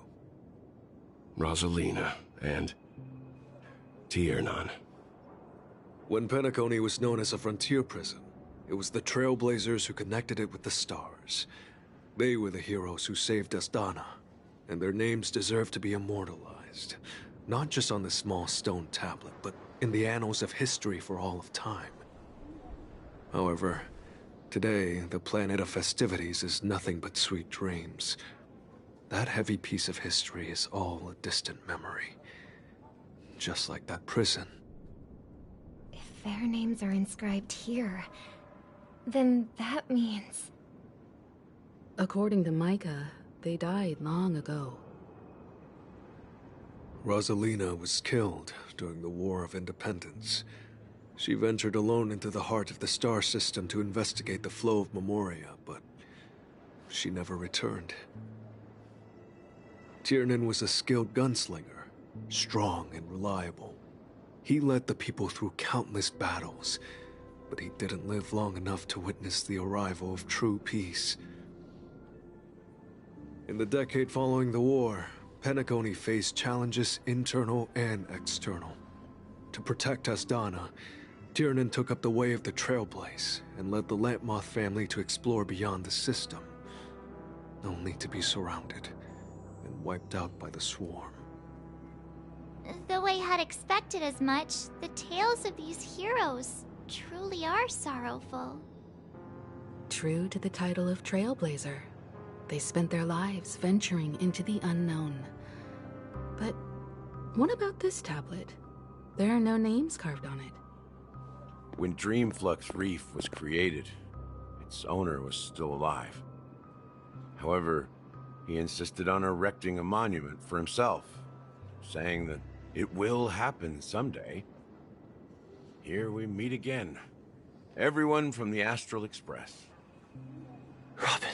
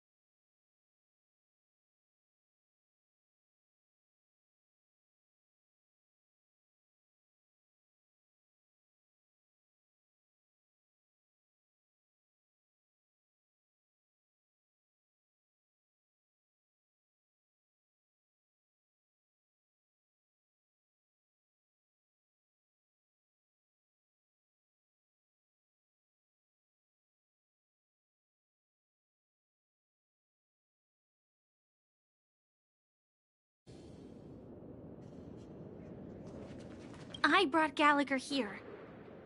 It's time to face the truth.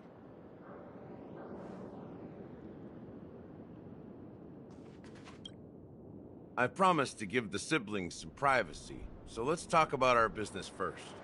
What do you say? That sounds sensible enough. Since you went through the trouble of gathering the family head, the crew, and the Stellaron hunters, I'm guessing you have something important to say, Mr. Gallagher? Oh? Is it that obvious?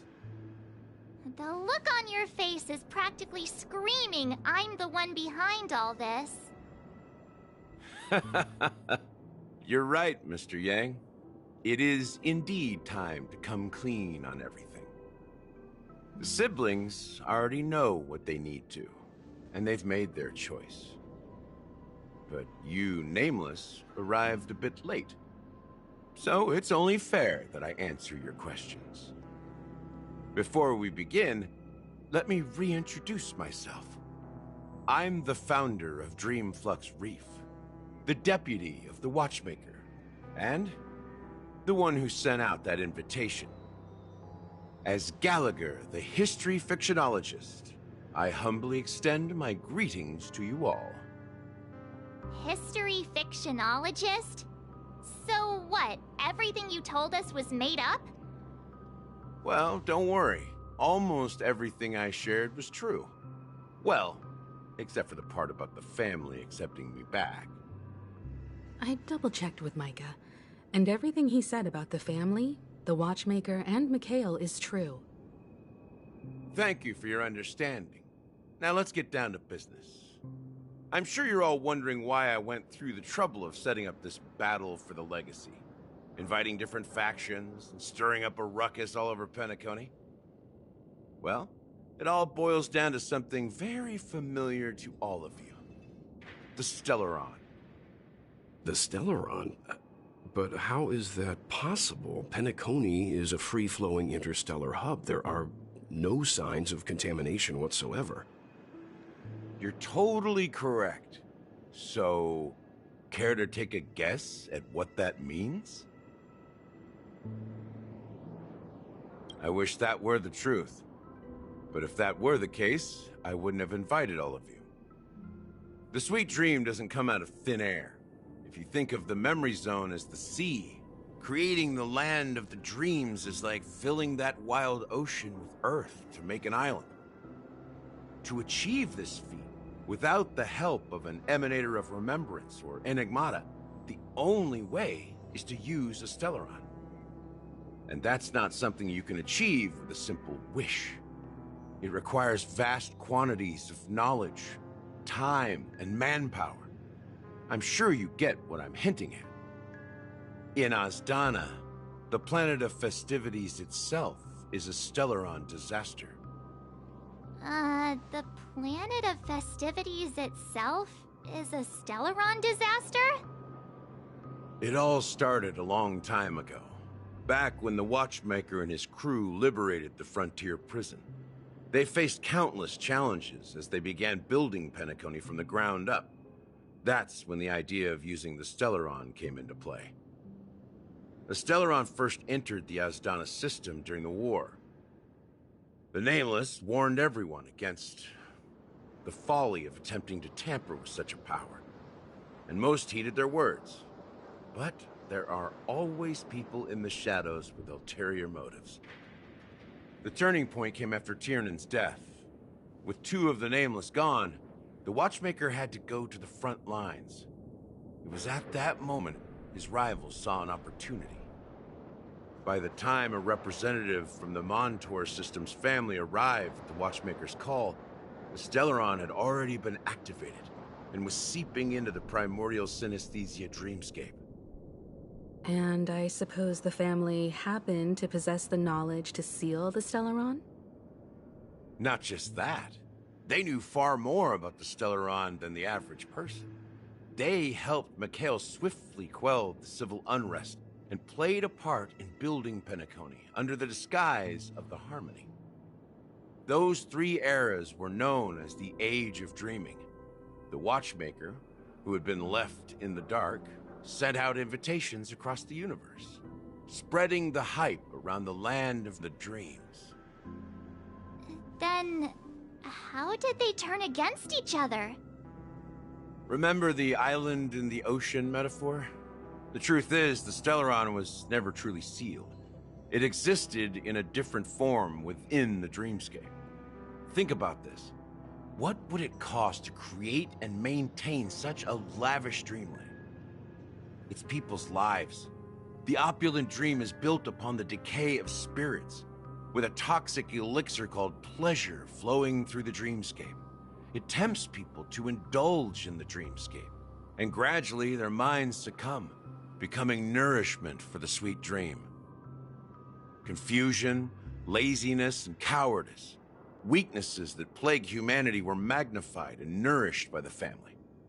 Penacony became a new kind of prison, even more impenetrable than the previous one. Sadly, we realized this far too late. By then, the family had a firm grip on Penacony, swiftly quelling any opposition that arose. At my wit's end, I had to use the power of the Enigmata, and sought refuge in this chaotic realm. Over the years, I created a meme within this dream for our use. Dormancy. That's its real name. We exploited a loophole. You see, regular people can't fall asleep again while they are inside the dreamscape. So this is the true meaning of the impossible. You sent out invitations in the Watchmaker's name to find forces capable of resolving the Stellaron disaster and draw them into Penacony to uncover the truth. It's not just that. Above all, I wanted to see what happens when the major factions engage in a struggle for the legacy.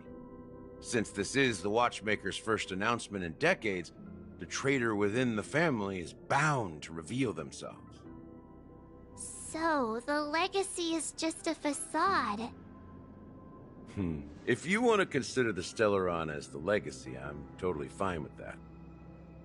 If that's the case, where is the Stellaron now? That's a question for Mr. Wings. The Stellaron is still under the family's control, and as the head of the Oak family, I'm sure he holds all the answers.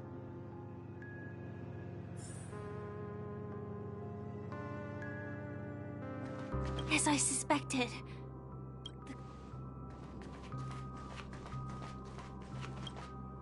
Are you done talking? So, will you tell us where the Stellaron is? It is the Penacony Grand Theater itself. As I suspected. It's the embodiment of the family. The edifice that first materialized within the Sweet Dream. That's what turned Penacony into its current state. As for the person who employed its power, it is in fact Mr. Gopherwood, the current Dream Master. Well, that was easier than I thought. Did you conduct your own investigation already? Correct. When I was trying to track down the person who murdered my sister, apart from you, Gopherwood was my second suspect. Confronting me first turned out to be a smart move on your part.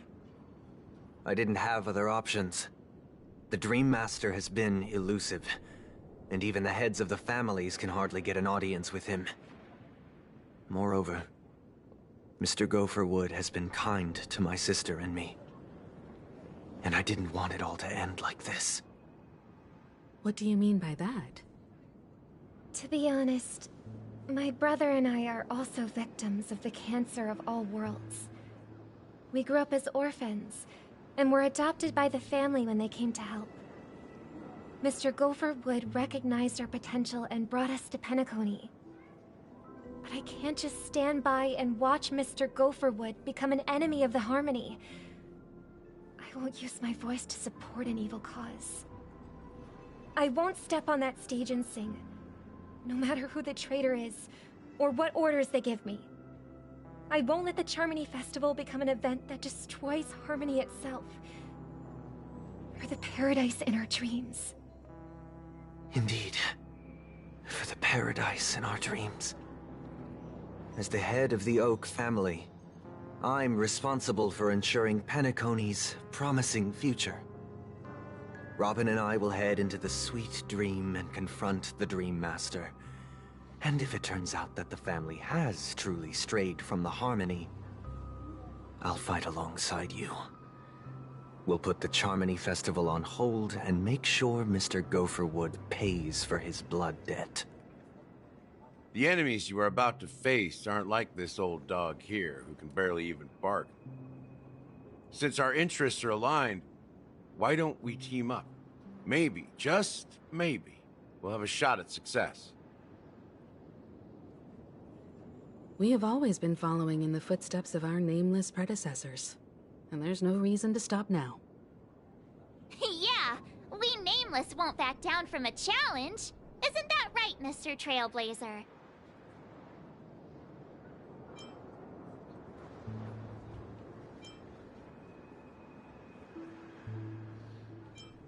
Exactly! It's time for the crew to save the world once more! Rest assured, sitting on the sidelines isn't in our nature. Mr. Sunday, Miss Robin, I'm willing to accompany you on behalf of the Astral Express. Having a third party present should help with negotiations, and could make all the difference if things get ugly. Thank you, Mr. Yang. Thank you all very much. The Charmony Festival is about to start, and time is against us.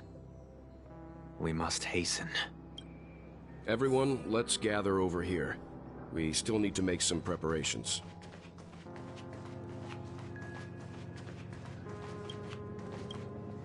I may have been quick to step up to the plate, but confronting the Dream Master could be a very dangerous affair. Huh? Even you're saying that, Mr. Yang? How powerful is that Dream Master? He's the leader of the families of Penacony, and he has the entire power of the Harmony behind him, not to mention the Stellaron in his possession. We must proceed with great caution. Maybe you can just stay behind this time, Mr. Yang? No, that won't do. Even if we count Robin as an ally, something felt off about Mr. Sunday just now. Although, I can't quite put my finger on it. I have to make sure he won't turn against us when things start to get dicey. You're still carrying the keepsake the IPC envoy gave you, right? May I borrow it for a moment? Huh. I knew it. As I suspected, this chip Aventurine gave to you is actually a miniature transmitter. If I'm right, he intends to use it to track your location or contact you when needed. Aventurine? Is he still alive? And what does he have to do with our mission to confront the Dream Master? Remember what I said earlier? Working with the IPC is a way to keep the family in check. If negotiations go south and the family show their true colors by going after the Stellaron, I'll use this transmitter to send a message to the only question mark in all of this is Aventurine's current status. But the IPC is always listening. Good luck to you, Welt. Well, you take care too. If anything goes wrong, don't worry about me. Just make sure to seal the Stellaron. Spoken like a true hero. Even if the Dream Master is innocent, the family's corruption runs deep. I won't make the same mistake Mikhail did. Let's wish him the best of luck. Don't you have something else to tell us, Gallagher? Why would you say so? Before we departed, the conductor asked us to inquire about the three Nameless in Penacony. We've already collected intel about Rosalina and Tiernan, so the only one left is Legwork. If I'm not mistaken, we've already met him somewhere, haven't we? It's not enough to say meet, but the answer is pretty obvious. After all, I've hinted at it in quite an evident way. I've been watching over you ever since I received the reply from the Astral Express. And I've seen the great effort you all put into linking different realms together across the cosmos. And now, After getting this far all in one piece, you have truly proven yourselves. Miss Himiko, were you the one who repaired the Express and got it sailing through the cosmos again? Yes. And you two, young Nameless, you have very interesting life stories and extraordinary skills. What? Hey, you can't just make up titles like that. You're full of energy. Please send my regards to the conductor, Pom Pom. Please let them know that their friend had fond memories from his time aboard the Express, which he reminisced on every time he had a good drink. As for the last Nameless, he embarked, disembarked, and embarked again, traveling in a great circle, ending up back where he started. On his deathbed, he told me to find the Astral Express and deliver an invitation to the future Nameless. He left behind a special gift, a true legacy.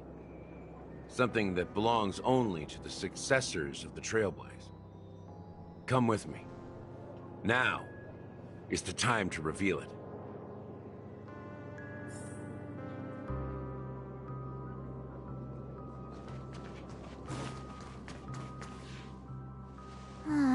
Back here again.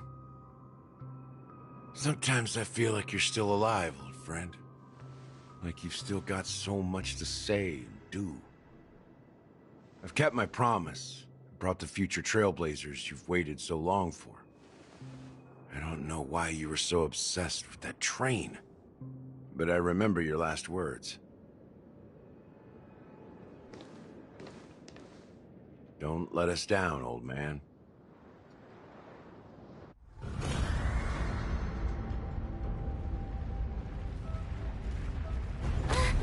What's happening?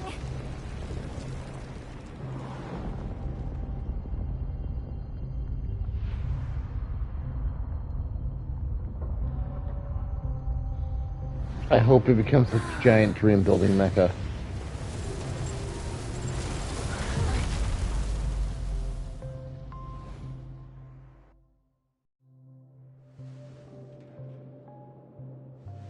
Go ahead.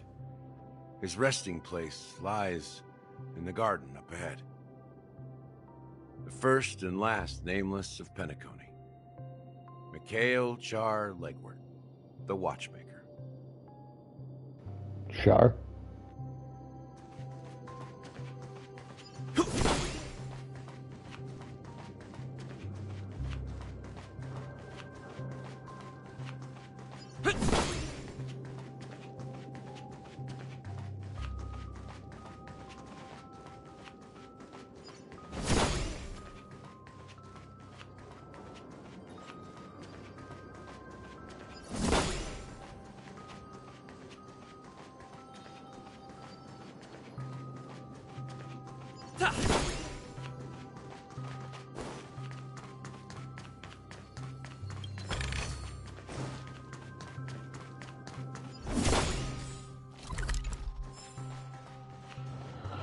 I had to guess the other 4 chests are probably in those other places that I didn't go, like the rooftops.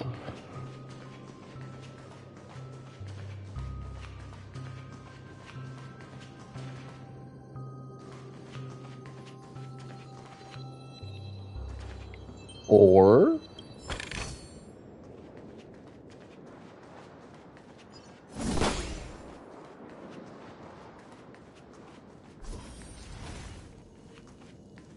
Will of Preservation! Make a wish.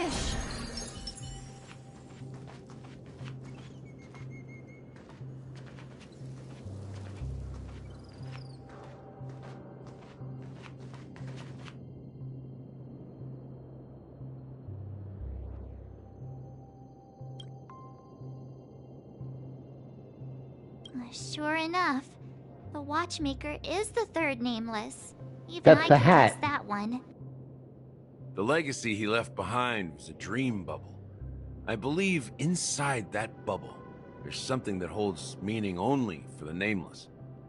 After all, when I checked its contents, I found nothing inside. Maybe some Trailblaze runes? Even more mysterious than me. Well, let's have a look.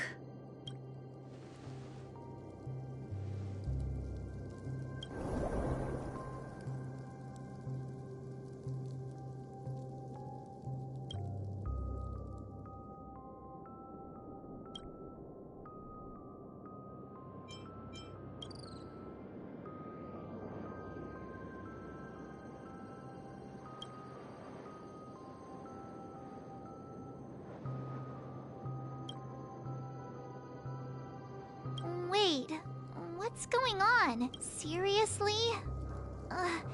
There's nothing inside this dream bubble? How could a dream bubble be empty? Just as I suspected. That old man always had this strange belief in the nameless and the trailblaze. And I never understood where he got that confidence from. Especially since he never managed to get in touch with the Express while he was alive. I could never figure out what was going on in that old man's head. But this empty dream bubble is so typical of him. He was always full of weird fantasies and incomprehensible romanticism. That mischievous old man. Don't think that's the case, Gallagher. I'm sure Mikhail has left us the most precious thing of all. Don't start getting all philosophical on me, all right? Just as Mikhail believes in the nameless of the future, we unconditionally believe in the nameless of the past. How could they leave with regrets for the future when they were ready to dedicate their lives to the land they loved? There must be something contained in this dream bubble. It's just we haven't figured it out yet. You also have faith in the Watchmaker, don't you, Gallagher? Well, I'm a follower of the Enigmata.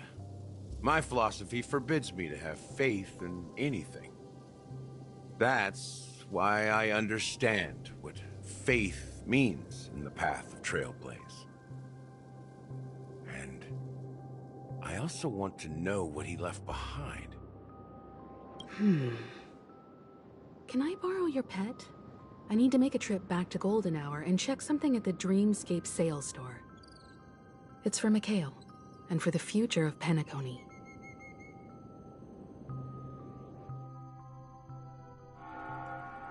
Welcome to the Reverie Hotel. How may I help you? Greetings. We're the Nameless from the Astral Express, and we'd like to check in. The Astral Express? But I thought... Yes, my companion's already checked in. My name is Dan Heng, and I believe my personal information is recorded in your system. I see, but your companion said you wouldn't be coming due to a change of plans. Now the plans have changed again. And you are... Me? I'm Pom Pom, a new Nameless who's also with the Astral Express. He's my fellow Trailblazer. We responded to the family's invitation before he boarded the Express, so he wasn't registered in your system. Is it possible to accommodate him as well? Oh, I see. Another one of the Nameless had a similar situation. Seems like a lot of people are joining the Trailblaze these days. Since there's a precedent, it shouldn't be a problem. Just give me a second to contact your companions. I'm sorry, dear guests, but it seems I'm unable to reach the other members of the Astral Express. What do you mean by unable to reach them? My apologies. This is the first time I've encountered a situation like this. However, the system indicates that those guests are still in the Dreamscape. How about this? Give me their room number, and we'll go check on them ourselves. I'm afraid that's not possible. I need to verify both of your identities before I can share any guest information. How about you just wake up someone? Let's say, Welt? I'm sorry, but there are strict rules regarding forced awakening. It cannot be done without the proper clearance. So nothing works, huh? What's your solution then? Are you saying we sleep here? At the reception? Please be patient. We need to contact your companions in order to confirm your identities. And now it seems you need to confirm our identities before you can contact our companions. It seems so. Oh, fudge. Look, nothing personal, but if you can't handle this, go find someone else who can, okay? Please calm down, dear guests. I do recall that Mr. Sunday, the Oak family head, personally handled this issue earlier. Oh, please wait a moment while I contact him. I don't think she's trying to give us a hard time. She really just doesn't know what to do. I have a bad feeling about this. You tried to contact them on the Express earlier, but they didn't respond. Something doesn't seem right. I need to leave for a moment. You can stay here with the receptionist. Sure thing. Just don't keep me waiting forever. Don Hung seems pretty worried about his companions. I should give him some space. Stressing out about it won't help anything.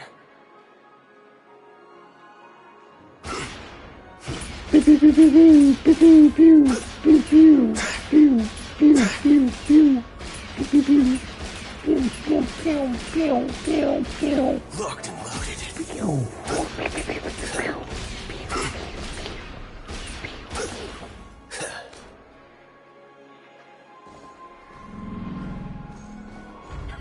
I heard a big star is coming soon.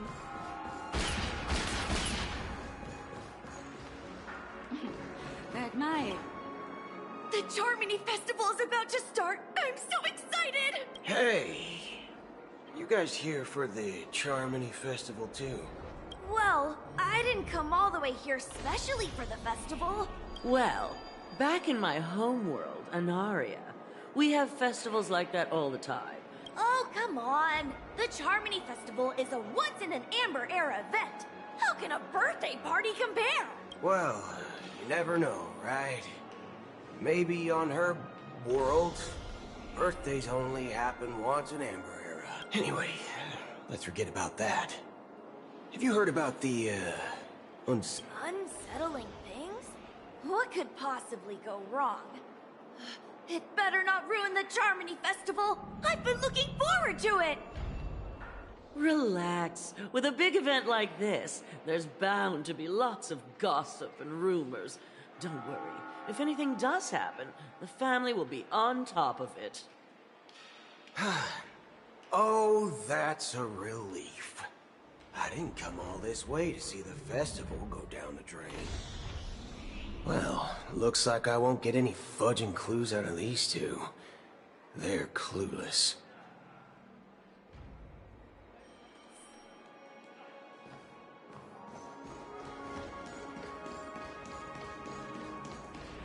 Face recognition failed, you lousy robot. Greetings. I'm Cody of the Bloodhound family, head of security for the hotel. How may I assist you? Hello. So, there's something I wanted to ask about. I've been hearing some unsettling rumors about certain incidents that might affect the Charmony Festival. Do you think there's anything to be worried about? I've traveled all the way from the Hayahi Federation, and I don't want my trip to be ruined. What do you mean? Wait. You haven't heard? I'm not sure where you heard those rumors, but they're completely baseless. I can assure you, as a representative of the Bloodhound family, that everything is going smoothly for the Charmony Festival. At present, all of the families are focused on making sure the festival starts on time. Even the Dream Master himself has arrived. So don't worry, your trip won't be in vain. That's a relief to hear.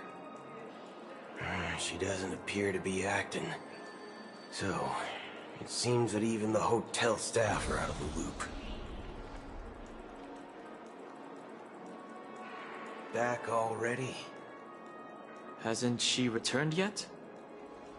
Nope.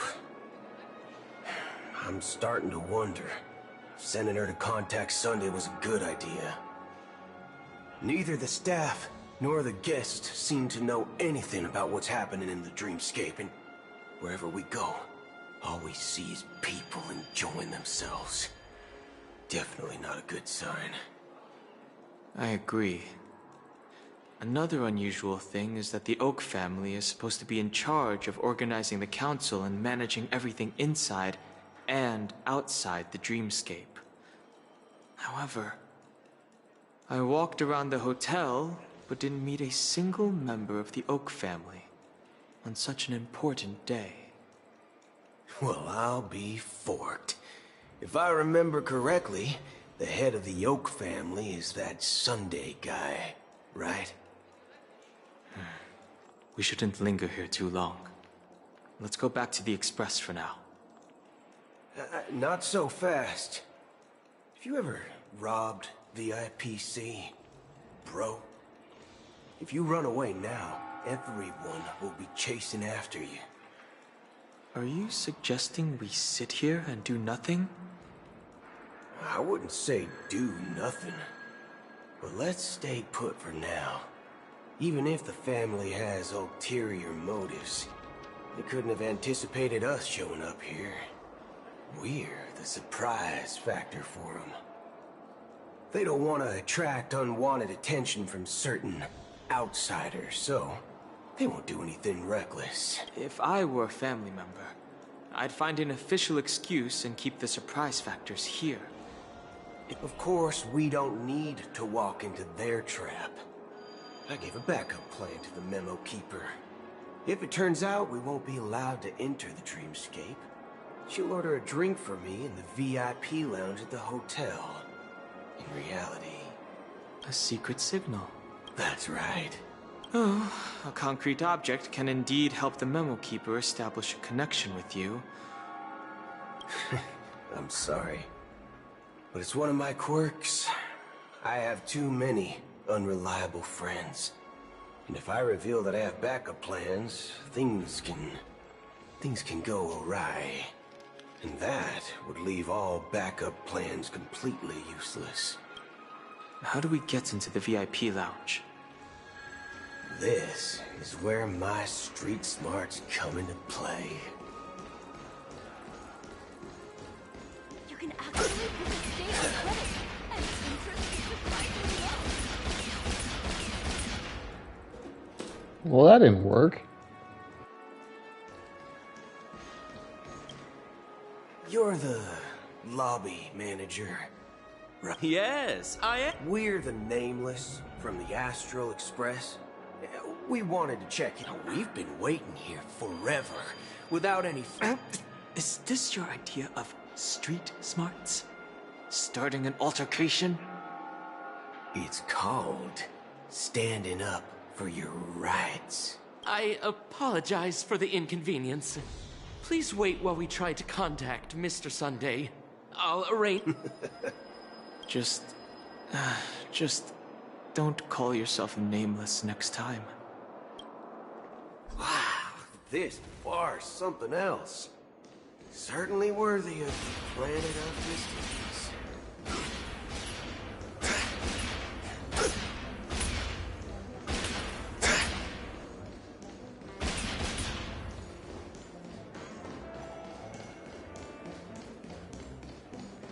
Why isn't there a sugar-free salt around?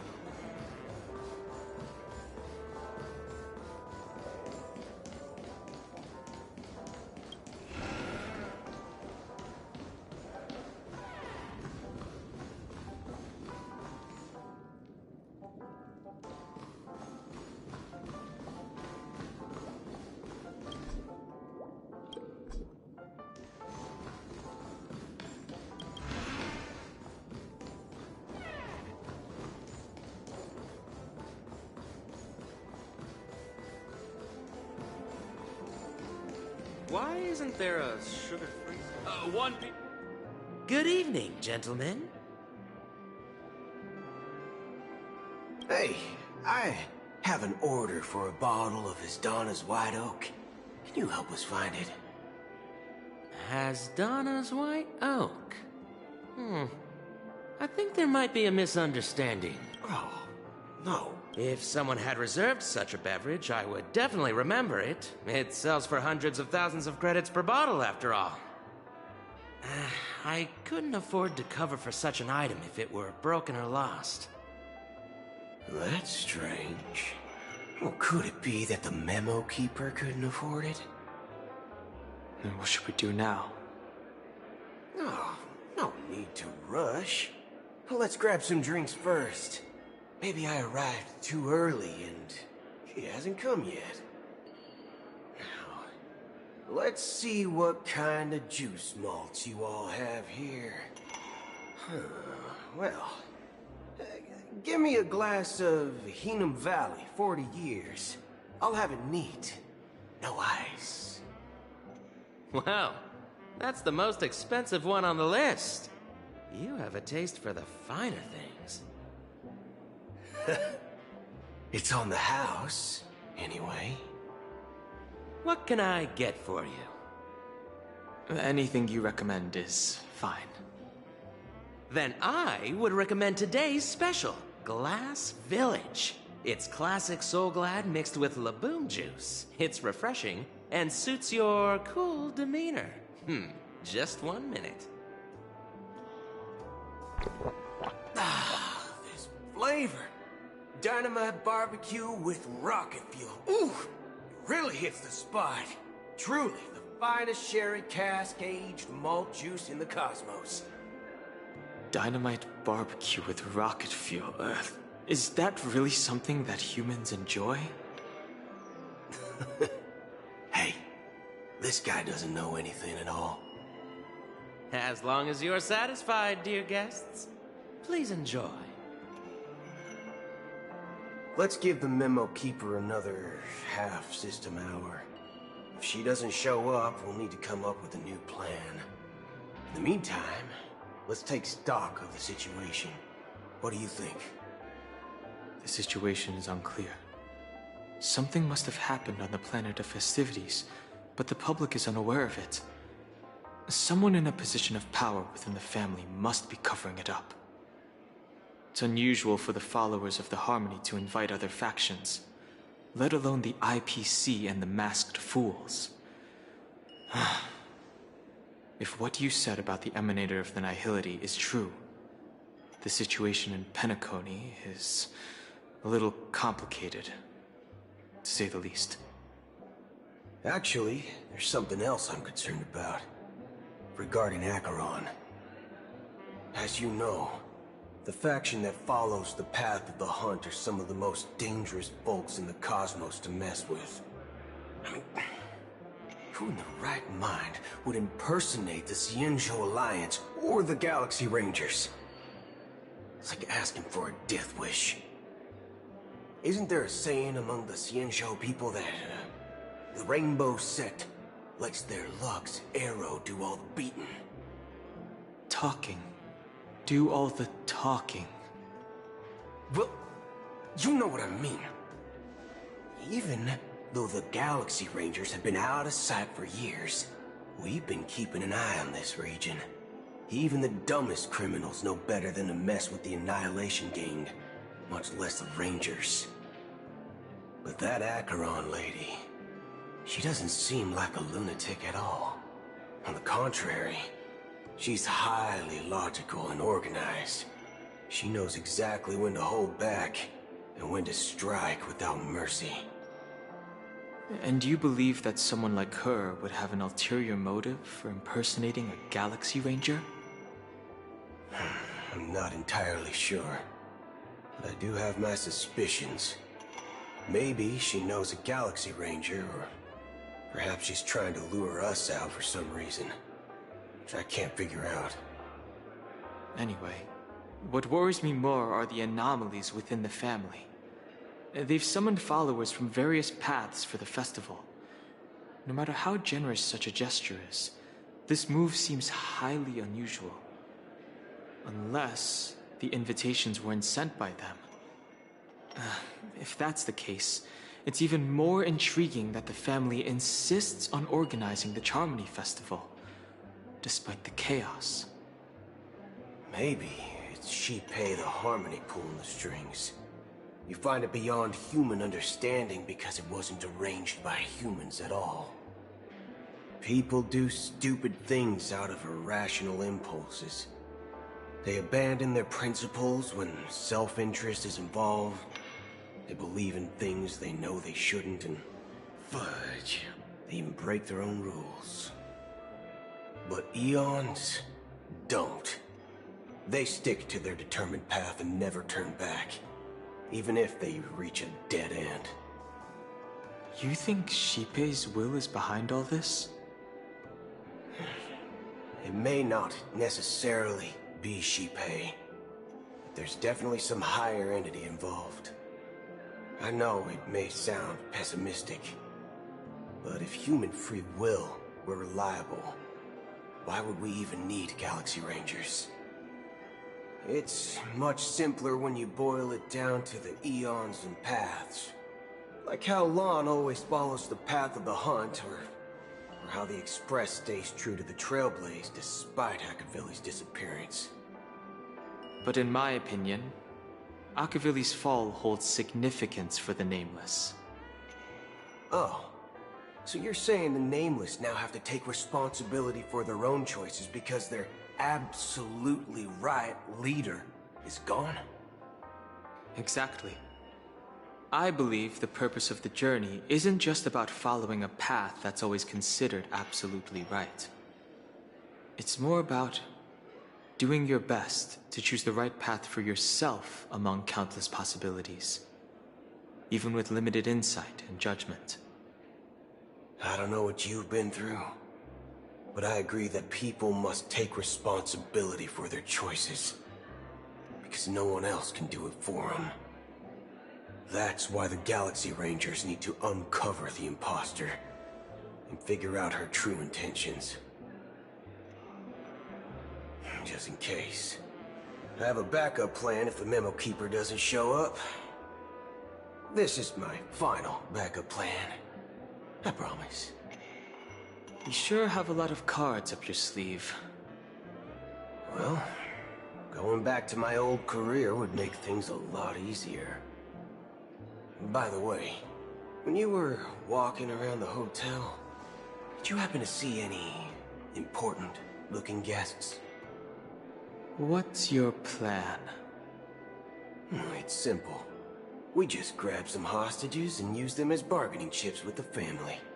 Or maybe we can even take their identities. No need for that. We'll return to the Express now. Wait. Are you getting scared? Draw your weapon. Let's make a big scene. Are you leaving, esteemed guests? Would you like to cancel that Asdana's White Oak you just ordered? Huh? Asdana's White Oak? But didn't you just say... Ha ha. Looks like you are a bit intoxicated, esteemed guests. You ordered a bottle of Asdana's White Oak just a moment ago. Looks like your Memo Keeper friend has finally arrived. Oh, right. Sorry, my memory's not the best. You know, too many modifications and all. Anyway, let me check. Well, fork me. It says Donna's White Oak, all right. And there's a note. I'll be waiting for you on the Astral Express. No mistake. That's her message to you. She knew the hotel wasn't safe, so she suggested we find another place.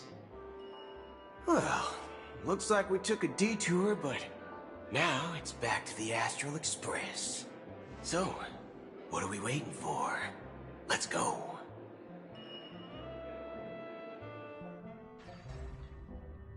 You're back? Two guests just boarded saying they were looking for Boot Hill, so I told them to wait in the parlor car. Oh, Just in time. 2 guests? Yeah, or 2. Look, we welcome all passengers on the Astral Express, but sneaking in like that, you have no regard for etiquette. My apologies, conductor. It was an oversight on my part. I assumed you were already acquainted with the garden. Given the chaotic situation in Penacony, the Nameless are the only ones we can truly trust right now. You are the memo keeper. Pleased to meet you, Dan Hung. I've seen you in others' memories. And as for Boot Hill, this is our first face-to-face meeting. I hope you enjoyed that bottle of Astana's White Oak. You sure have a refined taste. Finally, Memo Keeper. Well, let's cut to the chase. Spill everything you know. That's precisely what I intend to do. But before that, please allow me to introduce myself. My name is Black Swan, and I serve the Garden of Recollection as a memo keeper. Oh, it's gonna get messy. As for Acheron's story, I'm sure she knows it better than I do. Greetings. I'm Acheron. What? You Garden of Recollection shirtbag! You betrayed me! Shirtbag. I apologize, but she did that at my request. Due to certain reasons, I have been exiled by the family. Thankfully, this memo keeper came to my aid and helped me escape their surveillance unnoticed. To be honest, it was more like stalking than helping. And the process was far from unnoticed. But we did escape.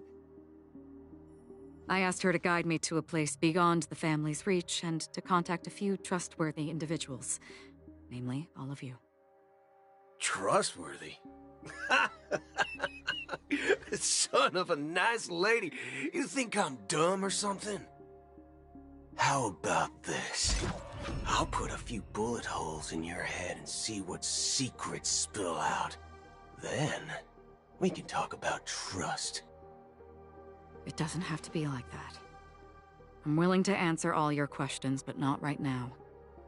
If my cover hadn't been blown, we might have had more time, but at the moment, we don't have any other options. No other options? What do you mean? This is the only way I can ensure everyone's safety. I kindly request an immediate warp jump out of the Astana star system.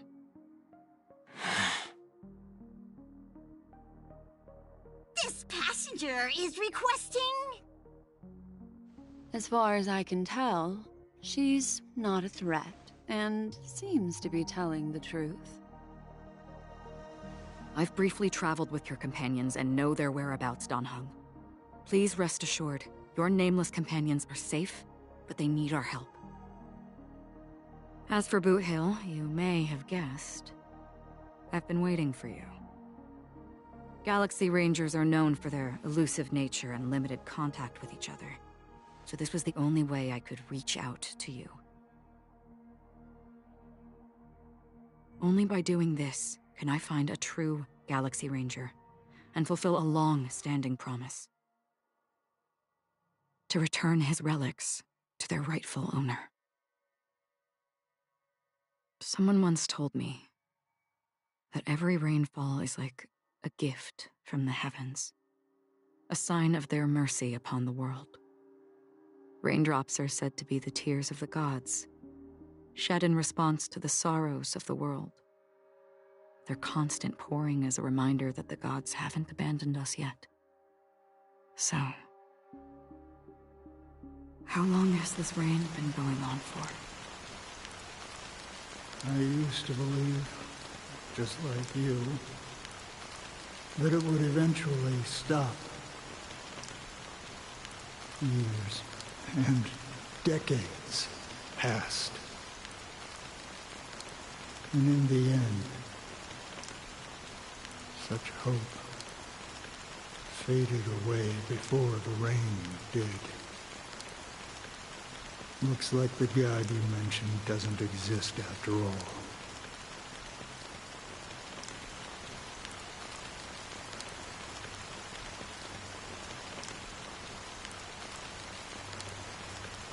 That's some eclipse shit. Well, let me share a story with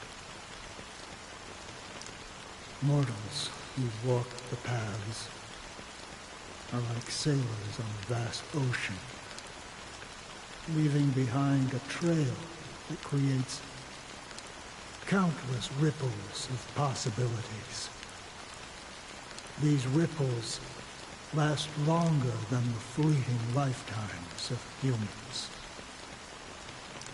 And for some, their presence leaves such a strong mark that it's reflected in the waves.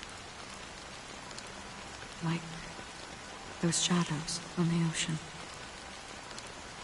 Sin-thirsters, the obsessions of the Pathstriders. They emerge from the depths of IX, seeing themselves as masters of their own destiny, unknowingly repeating the actions of their past lives. They emerge from the nihility and head toward it, leading purposeless lives. However, these hollow phantoms, they were once my dear companions. A group of Galaxy Rangers. Are you watching over them? Watching over them? No. I'm guiding them toward transcendence. It was a brutal war. A crusade that shook the universe. The universe witnessed the fall of Zulo, the Lord Ravager, but it came at a price. A price so hefty that only those who were there still remember.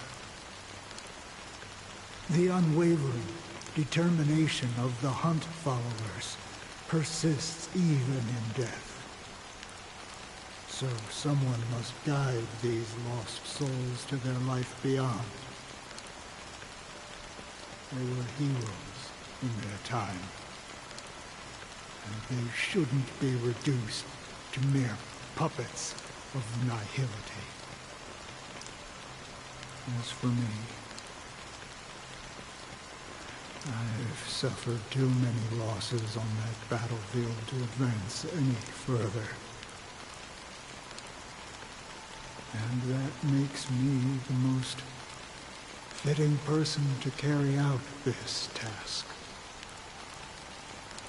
But you know, these sin-thirsters, they're not who they used to be. Does this seem pointless to you? Well, some tasks have to be done, even if they are pointless.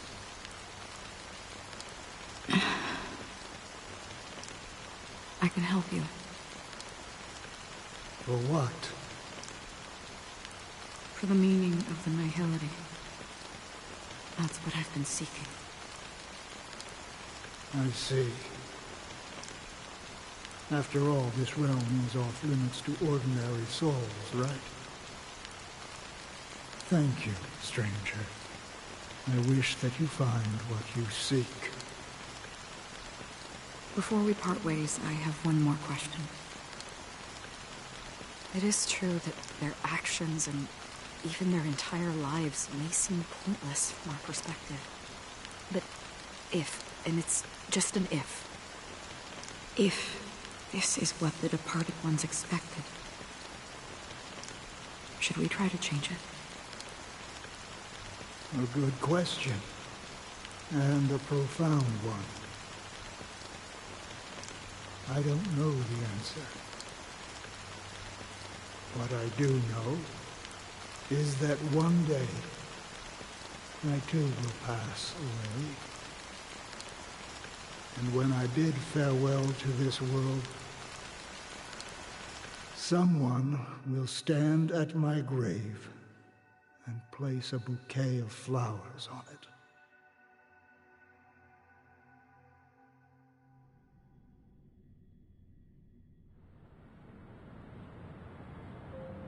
When I appeared as a child, my speech, mindset, and soul reflected immaturity and innocence. As I grew into adulthood, I left behind my childlike side. I humbly request your blessings, esteemed advocate of Shipe. Come to me, my kinship. I have sought their presence with us. As you wish. I have faithfully served the Alfalfa family for nearly a decade, promoting the path of the harmony to the best of my ability. However, I made a mistake yesterday. While I was preparing dinner for the family head, I accidentally dropped a prepared dish on the floor. Out of laziness, I lied and claimed that everything was ready. Although the head has dismissed me as punishment, it has been tough to sleep with the guilt still gnawing at me, as I worried that the seeds of evilness may have taken root in my soul. So, I confess to you now, to seek atonement for my sins. Do you sincerely repent and vow to change your ways?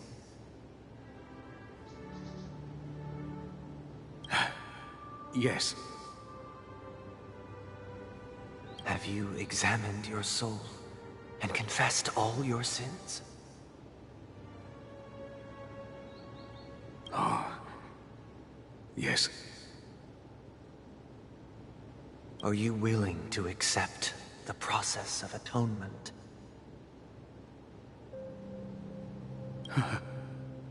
Yes. Very well.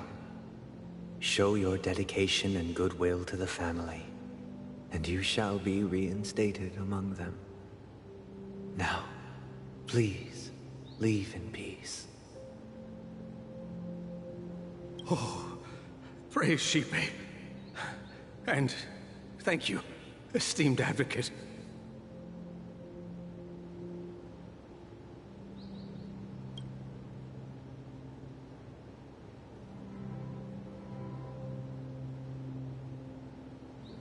Next, please step forward.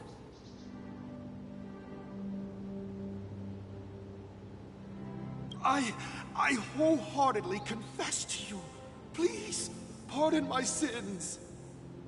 Rest assured, I have implored their presence to be with us. As long as you are sincere, absolution will be granted. Oh, great. You know, I arrived in Penacony as a stowaway. I sold everything to get a ticket. My house, my land, and my 2 children. I see. Please, go on. Jesus. My children were starving, and I hoped they'd have a chance at survival if they became slaves here. If I can strike it rich here, I'll lift them out of that situation and give them the life they deserve. But the Bloodhound family got wind of it. They're on my tail, hunting me down. I thought I could bring my kids here. It was all my fault. All my fault. The family is ready to forgive all sinners. I'll ask the Bloodhound family to cease their pursuit. You don't need to live in fear anymore. Oh, thank you. Thank you. I'll work my hardest to redeem my children and make them part of the family. Praise the harmony!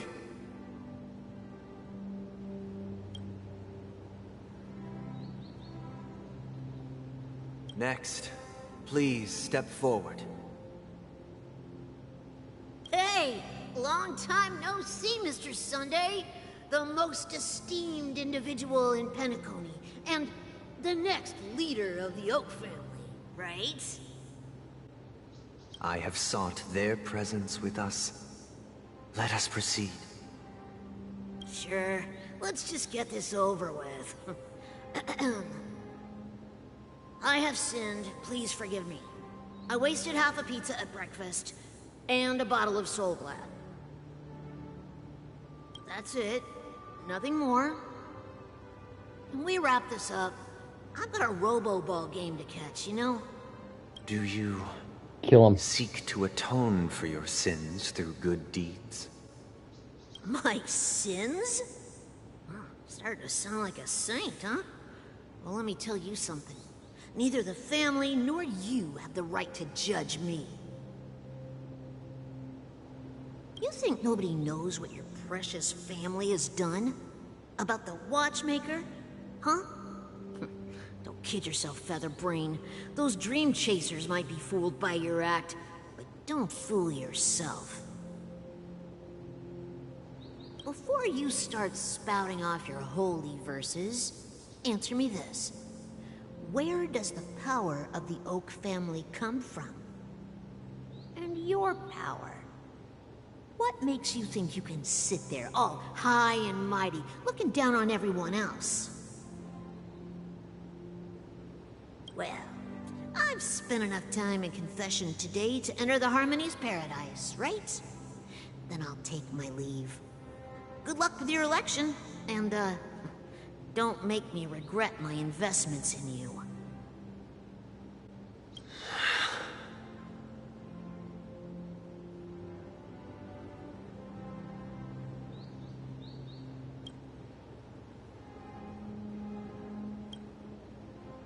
Oh, revered triple-faced soul, hear my doubts. Who can judge the strong when their power hides their crimes? Who can vouch for the weak when they will pay any price to survive? Who can comfort the purest souls when even they get led astray? If the strong defending the weak is truly the foundation of paradise, then who is responsible for the suffering and anguish in this wretched world?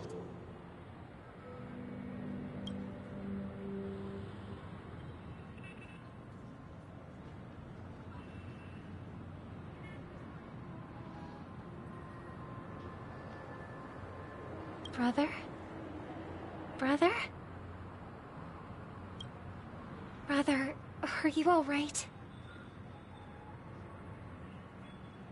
I'm fine. I've been working long hours, and I just made a trip to Dreamflux Reef and back.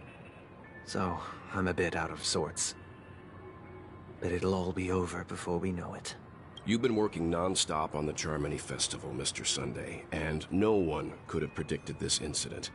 Even if the Stellaron does pose a grave threat, I still feel sorry for all the trouble we've caused you.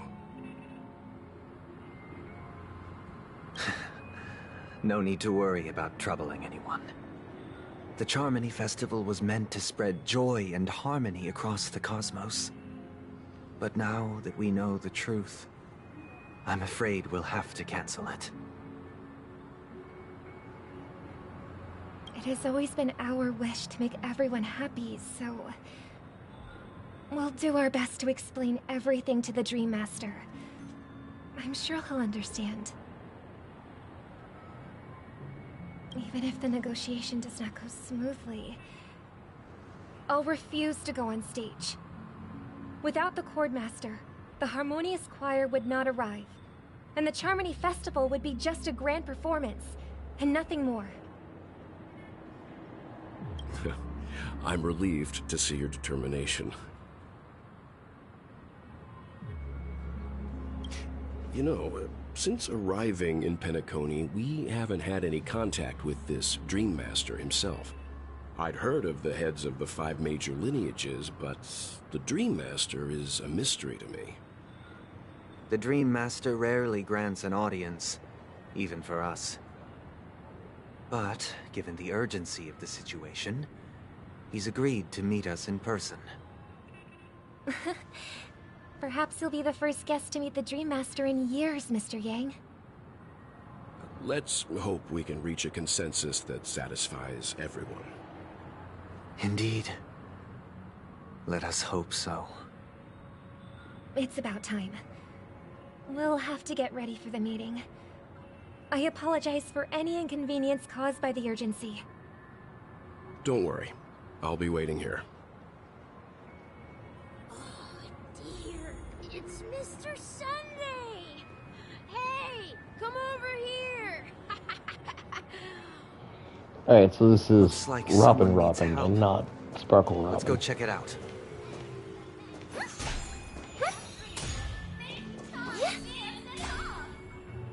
That goes a long way. I wonder if I can hit some of the balloons that have been, like, out of reach this whole time.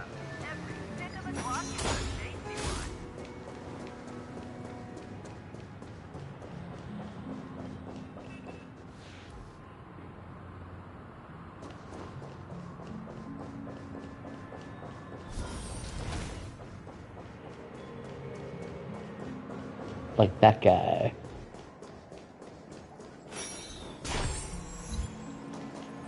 Hey, there's a Chivo for it. Awesome.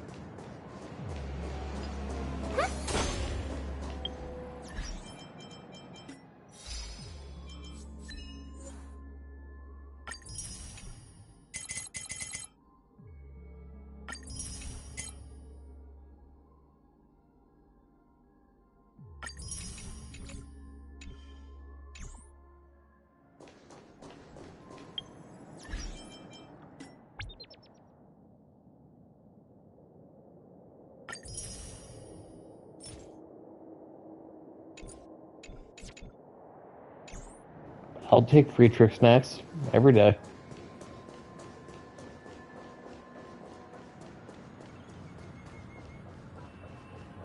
Checked off the list. Oh, dear, it's Mr. Sunday! Hey! Mr. Sunday. Hey there! Okay, see the moon in the sky? It's about the size of the cap on my Soul Glad bottle. If I just reached out my hand, I could grab the moon, couldn't I? The moon? You mean the Grand Theater? Yeah. Look at me. I've been away from home for too long. I must be missing that moon. But it's no big deal. The Grand Theater here looks much better than the moon back home. It's just magnificent. They told me not to sell everything I had just to come to Penacony. How short-sighted. Selling everything you had? Why would you go to such lengths? Why? Can't you see? Life back home is miserable. It's not really living at all. It's better to be here at Penacony. No pain, no worries about tomorrow, just sweet dreams. You can do whatever you want. That's what I call living. Yeah, now this is the life. Is this truly living? Huh? What did you say, young lady? I didn't quite catch that. Oh, it's nothing, sir. You see, the traffic on Glock's Avenue can be dangerous. How about I ask a Bloodhound family member to escort you to Ideen Park over there, so you can continue enjoying your sweet dream? Oh, yeah, that's a great idea. Wow, No wonder you were the leader of this sweet dream. You're totally a lifesaver. See you around, Mr. Sunday. And it was nice chatting with you.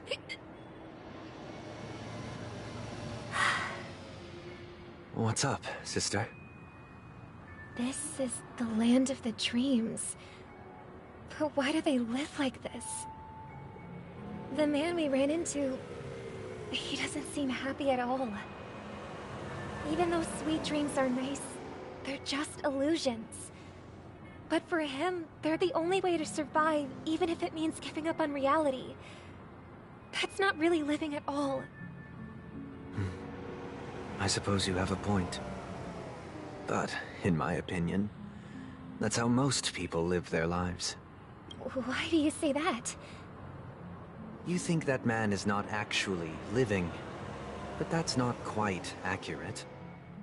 Even without Penacony, people create their own illusions called self-value. People believe they have a predetermined value to fulfill. Gaining value means gaining power, and those deemed worthless are seen as the weak. However, value doesn't come out of thin air, and there's a limit to it. To accumulate value, people have to take from others. So, the weak get exploited and oppressed. Are you suggesting that this is not how things should be? Exactly. But, ironically, people don't think there's anything wrong with it, because they uphold the illusory notion of self-value, and even the weak believe in it. The survival of the fittest. That's where all the tragedies in the world come from. People come to the sweet dream in Penacony to escape from that reality and find solace. No tragedies exist here, only happiness, although in its nascent form. Isn't that the same paradise we yearn for in our dreams? Perhaps that man is just an exception. Let's not jump to conclusions. We should experience the dreamscape ourselves, just as I did at Dreamflux Reef. Yes, seeing is believing. I'll accompany you. The Dream Master hasn't shown up yet, so we have some time for a stroll.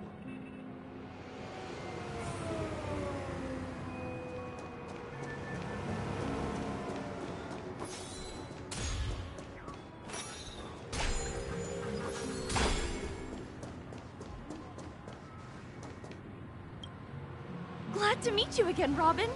How are the preparations for the Charmony Festival coming along? We're all so excited about it. It's going smoothly. Thanks for making the trip to join the festival. You're too kind, Robin. It's a pleasure to have guests from all over the universe celebrating day and night. I can't stand being lonely or bored, so this jubilant dreamscape is perfect for me. But if this went on forever, would it get boring too? Nah, not at all. Who would get tired of having so much fun? Every day, you get to wear fancy clothes, explore all sorts of dream bubbles, indulge in delicious food without gaining weight, and you never get old or sick. As long as you can afford a room, this place is the ultimate paradise. But you know that only a few things can be brought back from the dreamscape to reality, right? That's exactly why I don't plan on bringing anything back. Just enjoying the dream itself is good enough for me. I mean, I'm not one of those long-living species. I only have around 60 or 70 years in this lifetime, and there's so much to worry about. Being happy here is pure bliss. Only in this sweet dream can I truly feel like I'm in control of my life and fate. Who would want to go back to reality after experiencing this bliss? I see. I genuinely wish you all the happiness in the world. And I wish you a fantastic performance, Robin! I'm off to the Blue Hour for the ball. See you later. Seems like that guest's Oh, I want to see these new didn't phone resonate dreams. with you either. She had a valid point. I could sense her genuine happiness. What you're trying to say is, she thinks she's in control of her life. But in reality, she's just escaping from reality and seeking solace in this sweet dream. Once she steps out of this sanctuary, everything will be lost. Well, she did make mention of being able to afford a room. Didn't she? However, the paradise in our dreams, it doesn't have to end. No. And the paradise we yearn for shouldn't be just a fleeting dream either.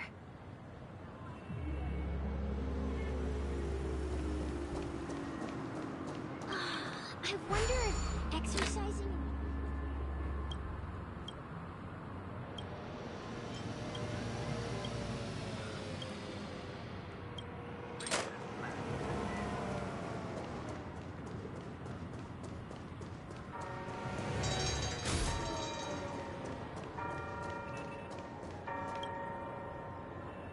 The scenery in this dreamscape is truly breathtaking, isn't it?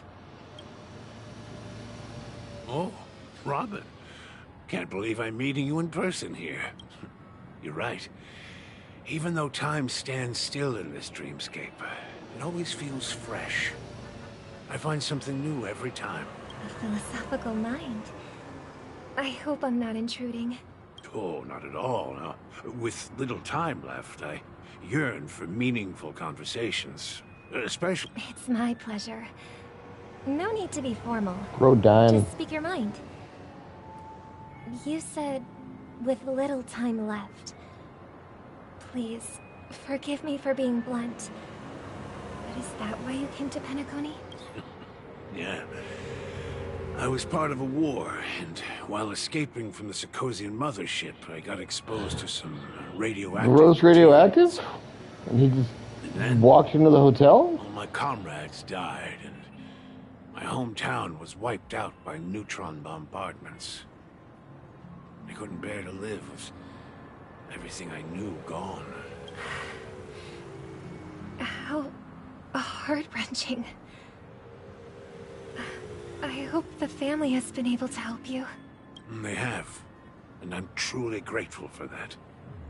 They provided me with a comfortable room, the most advanced life support devices in the cosmos, and a stellar team of caregivers. My physical body is now in the dream pool, sustained by life support. The me you see here is whole, rational, and no different from any other person.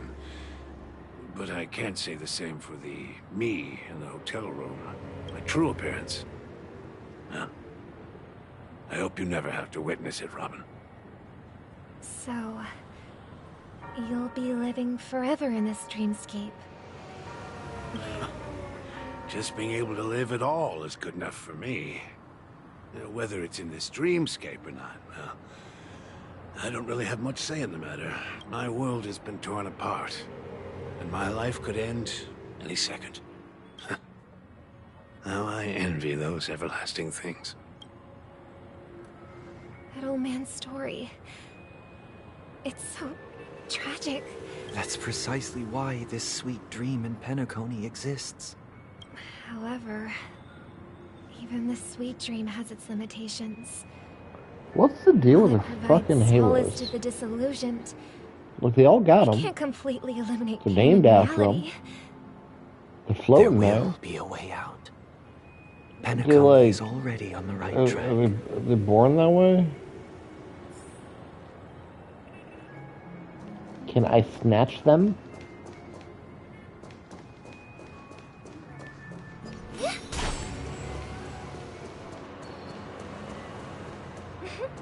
Look what we have here.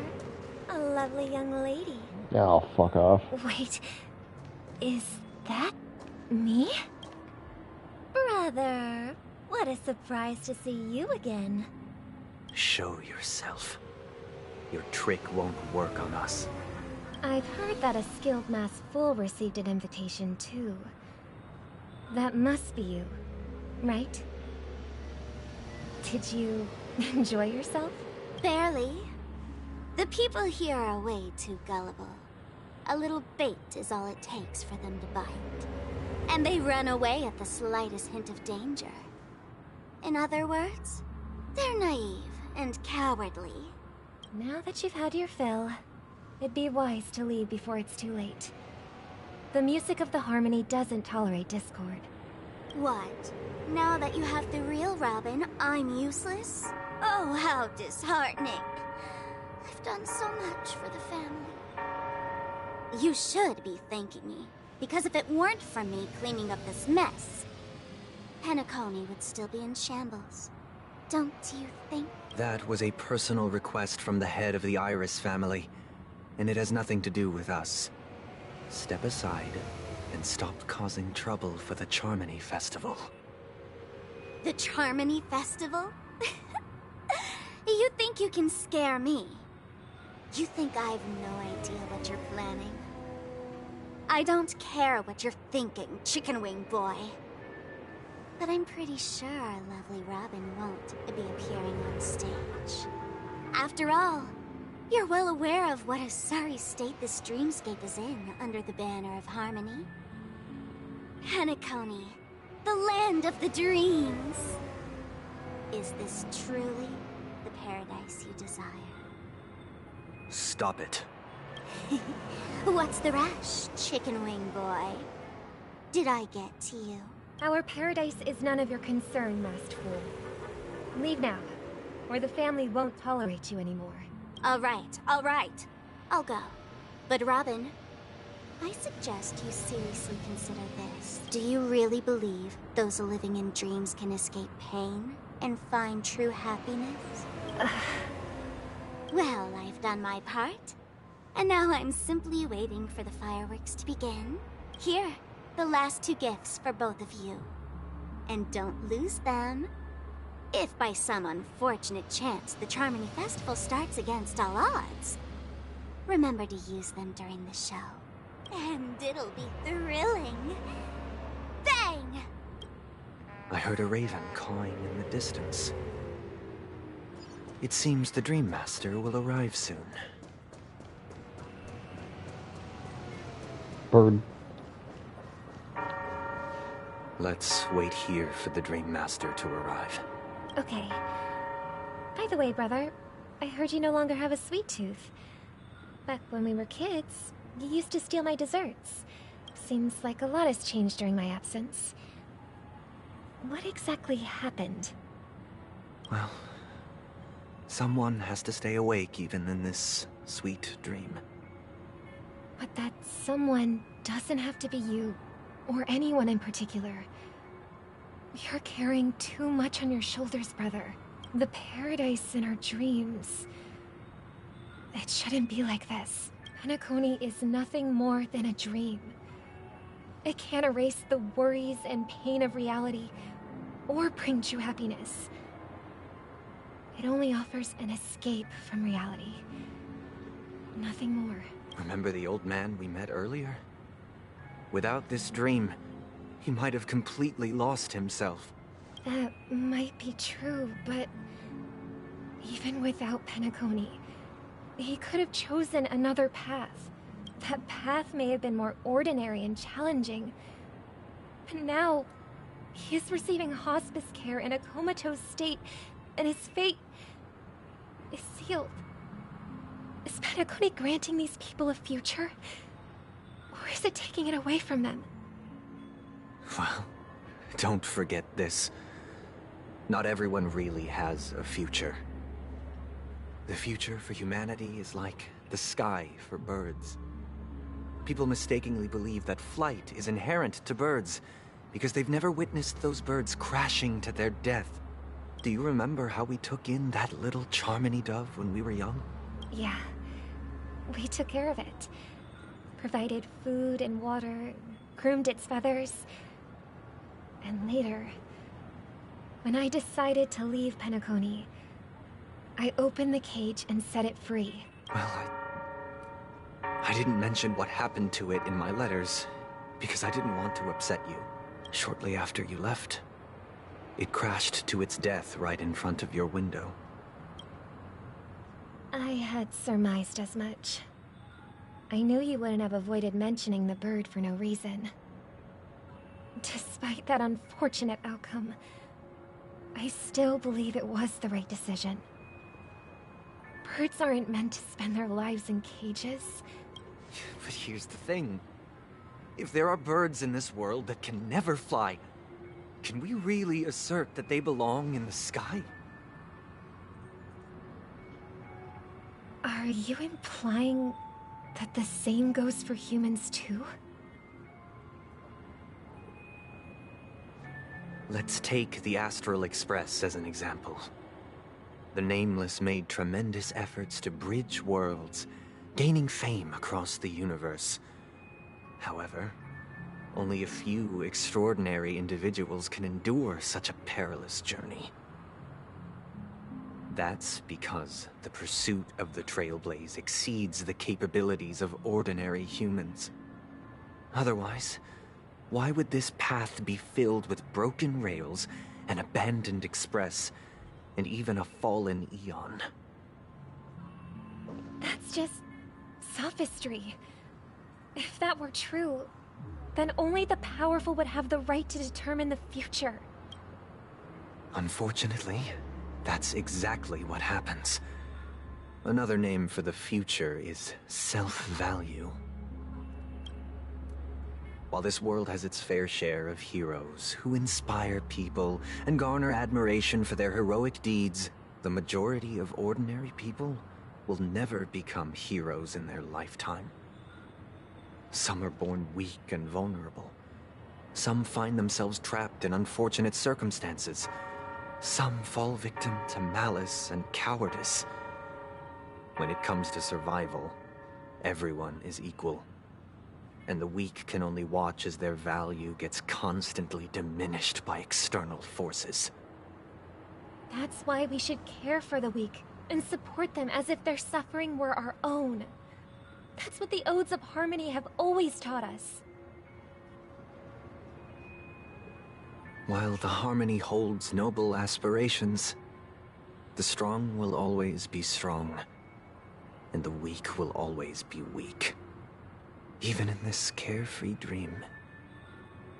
Human nature contains greatness, but it also harbors inherent weaknesses that can't be eradicated. In the end, if people can't even secure their own survival, they won't care about the illusory future of equality. As long as the law of survival of the fittest prevails, there will always be fledglings crashing to their death. But if people don't live for the future, do they merely exist for survival?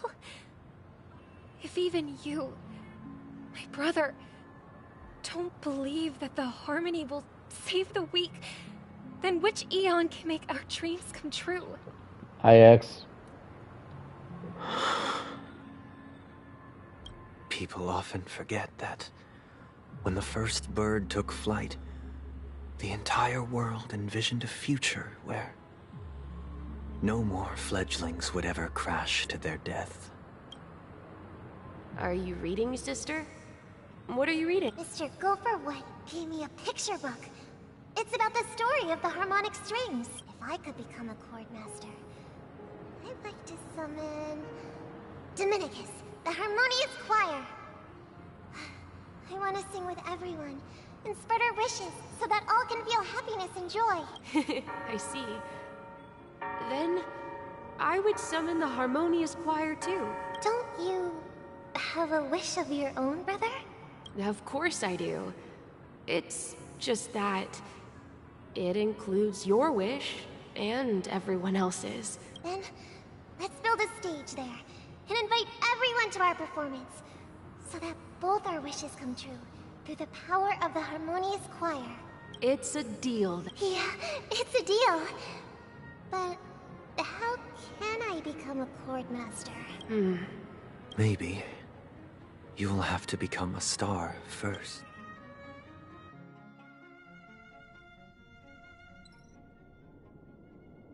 You're back sooner than I thought. Any results?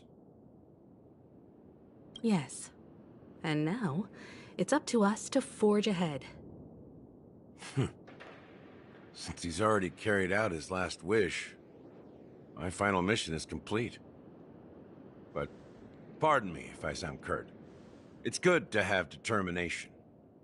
The path Mikhail left for you is not an easy one to tread. Why else would he have chosen to sleep in solitude, staking everything on some nameless in the future? But you have the numbers, and in numbers comes strength.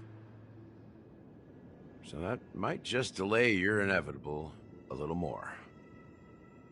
Got any more encouraging words? As I see it, relying on Welt's negotiations alone is far from enough. Regardless of whether the other party will be compliant, negotiating simply allows us to meet them as equals and won't grant us an upper hand. Penacony is our rival's home turf, and we already have very few chips left to play with. Rather than idly sit around while the family's got us blocked off, an offensive approach might be We're more familiar with the Stellaron's properties than most. And since it's the key to stabilizing the sweet dream, it's vital to the family's interests. By attacking their core interests, they're bound to retaliate hastily. And as the saying goes, haste makes waste. That's right. As long as we pose a threat to the Stellaron, either with words or otherwise, we have a chance at gaining the upper hand. But the problem is, on the eve of the Charmony Festival opening, how exactly are we going to get close to the theater? Family security will be airtight, and if we brute force it, even if we succeed, it's too risky. So, no one's gonna say anything? Then I'll raise my hand. I know the answer to this question.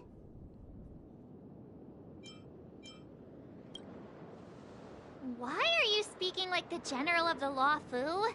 So, I heard that before the Charmony Festival begins, there'll be a pageant to kick off the festival.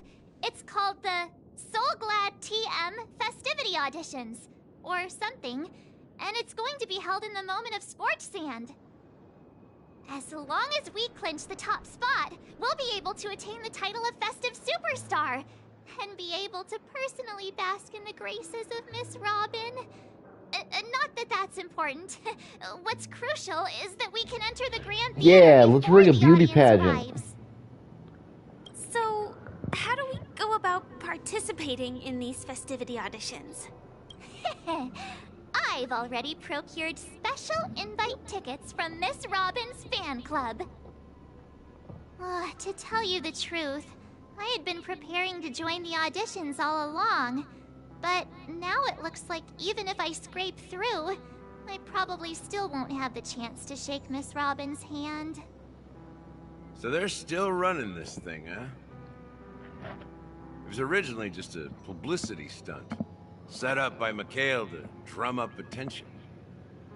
But it looks like it might be worth a shot. We'll follow Marge's plan. Mr. Gallagher, will you be joining us? I'm afraid I won't have the time. As a virtual character, I've already completed my final mission. Whether Penacony can awaken from this dream is all down to you. Should we ever cross paths again? I'd love for you to visit the Express. All right. I'll have to add to that databank of yours you've got on the Express. And Miss Firefly, we thank you for all your support. We're faced with a formidable enemy. As long as the Astral Express and Stellaron Hunter's objectives are aligned, we're willing to cooperate with you. We've already come this far together. I'd like to join you for the rest of your journey on Penacony. I'm pleased that we can finally fight shoulder to shoulder. I couldn't ask for a better ending. This is also the spirit of the Trailblaze. Now, everyone, let's prepare to move out.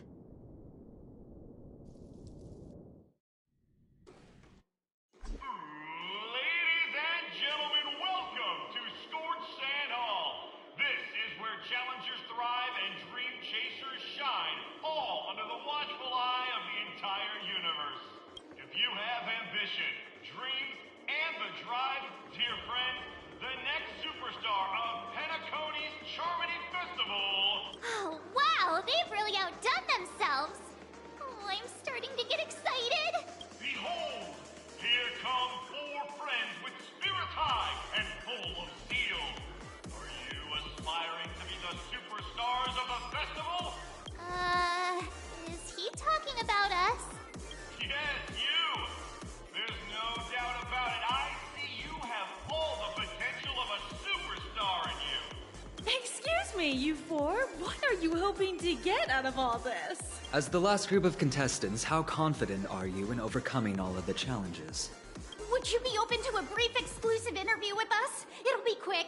Your journey is long and fraught with peril, yet under a sky blanketed by banners, you vie for the crown. The sword and rose!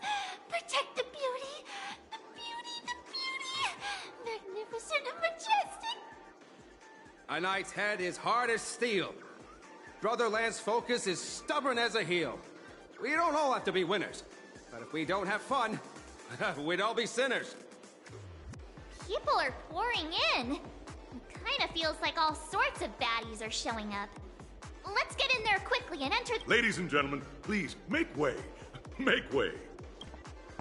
Coming towards us now is one of Penacony's top 10 wealthiest tycoons and the soul-glad business empire's founder, Mr. Ideen. Allow me I love your tokens. I'm the director of Soulglad's factory, Ideen Lina. My 4 friends, introduce yourselves to the audience across the cosmos. Hello, everybody. I'm Himiko, a nameless from the Astral Express, and these are my companions. Don't you guys need to hide your identities? Can't hide it anyways. Penacony is plastered with our posters. And because the Astral Express is so well known, the family won't dare to make any rash moves.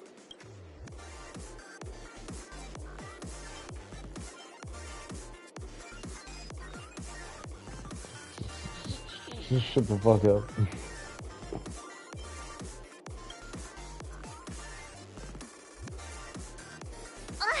Don't expose my net handle to everyone! Hello, everyone! I'm March 7th. I'm an ordinary girl who loves adventures. Hello, everyone. I'm Firefly. I am also an ordinary girl who enjoys adventures. So it's a bunch of nameless guests. This final face-off is bound to be spectacular. Time is precious. My 4 friends, come with me. Grab a bottle of Soul Glad and make your dreams a blast.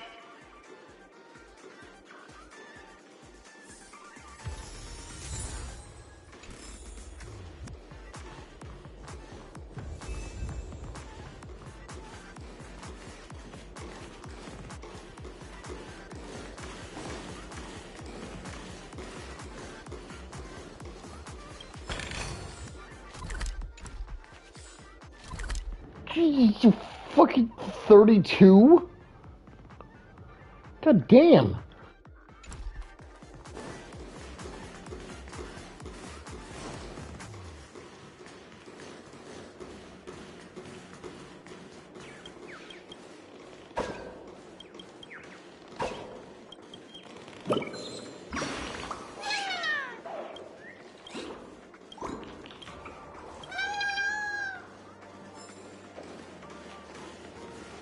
And of course it has its own set of birds too.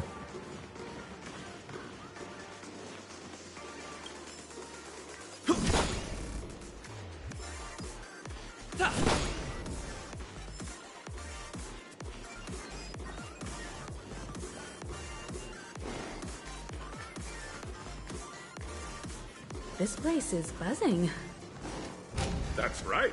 This event is a miniature representation of that.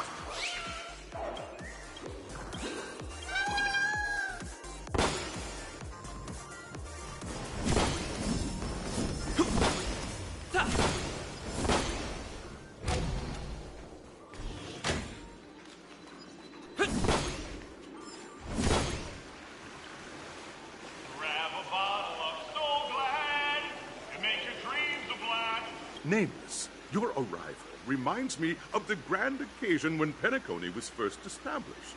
Once, during a particularly grueling day, I passed out and was resuscitated by a drink from Mr. Sousa.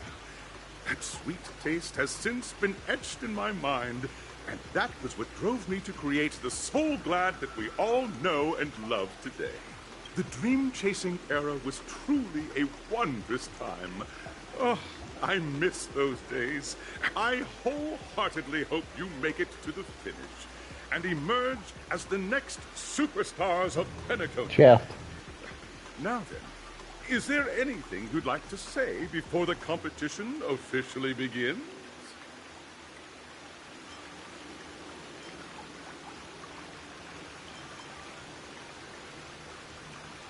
This is the second time I've seen them make a JJK reference.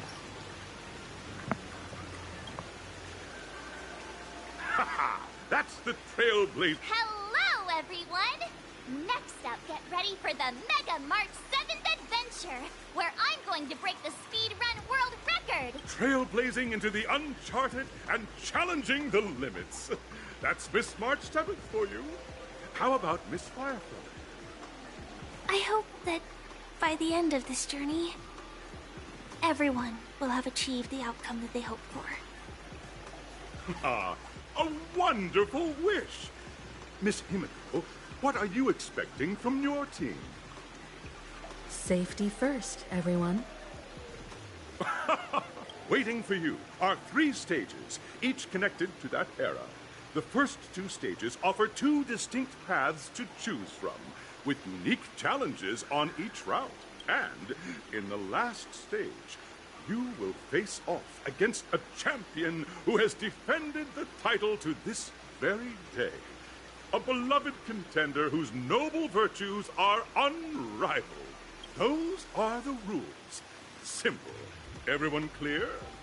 Now, I hereby announce that the 33rd Scorched Sand Festival of the 20th season, sponsored by Soul Glad Enterprises, has started. Everyone, as the Charmony Festival is drawing closer, we must reach the end as quickly as possible. Factoring in efficiency and safety, splitting up into 2 groups is the best choice. March and I haven't known Miss Firefly for too long and aren't overly familiar with her. It'd probably be better if the 2 of you paired up. Fine by me. Let's do it. All right. I don't have a problem.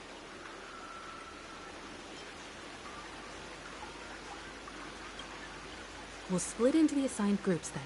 Let's not...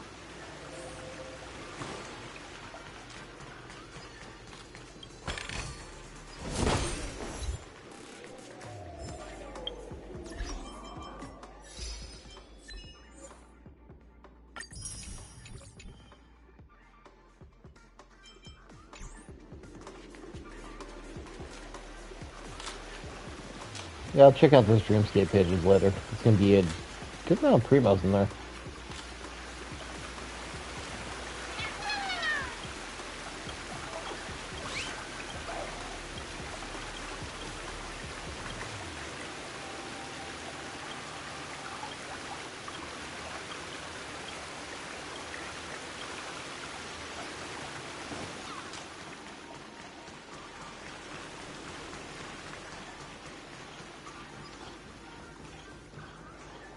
Welcome to the first stage of Soul Glad. In the School of Acting Challenge, you have to complete 3 performances from 3 scripts and move the panel judges.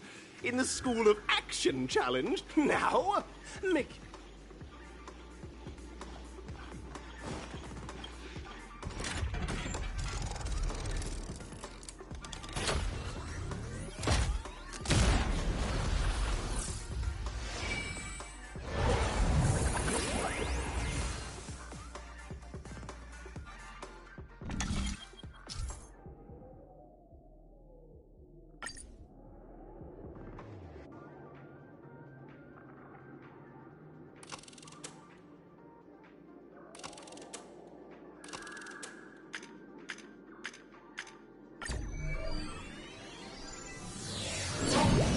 The champion's crown awaits you on the stage. Welcome to the Arena of Action Stars. Competitors, allow me to introduce There are a total of 3 stages up ahead, each with their own challenges. It's worth mentioning that the fastest time of this stage was achieved by a contestant with fiery red hair. Time is of the essence.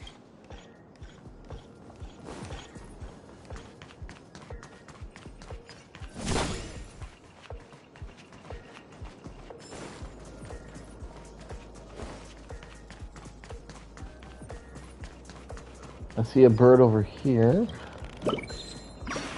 See a puzzle over there.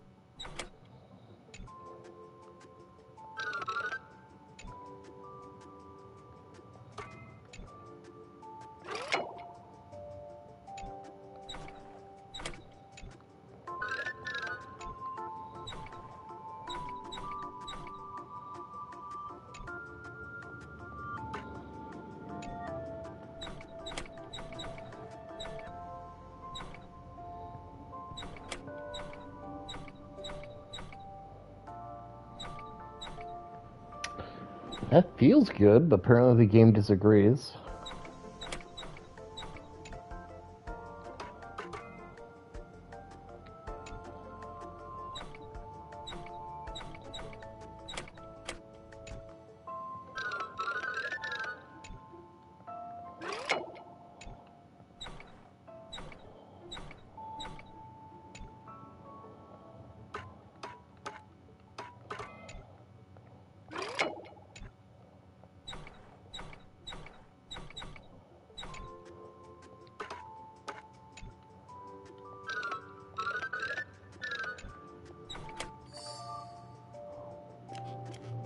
Oh, so that long brick was just like a red herring the whole time.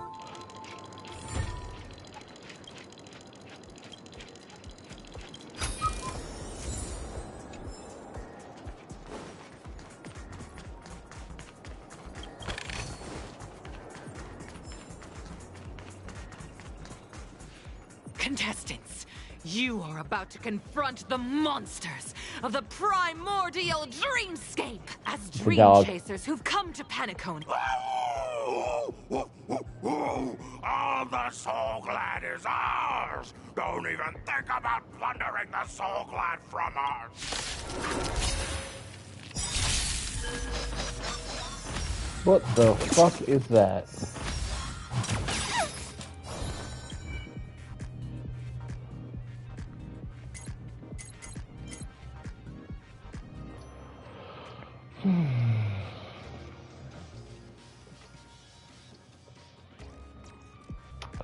Basic attacks recover skill points. Skills generate energy. Ultimates give you skill points and energy. Okay. Neat. You can't get them. Mind your manners. Memories beneath the waters lies an endless abyss. It's time. Ill fate descends.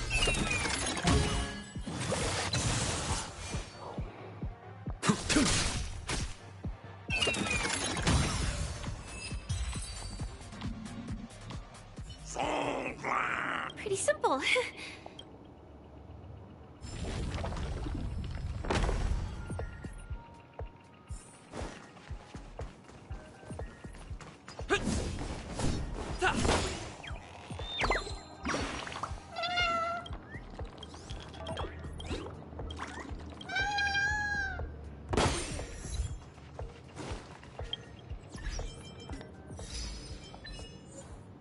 Neat.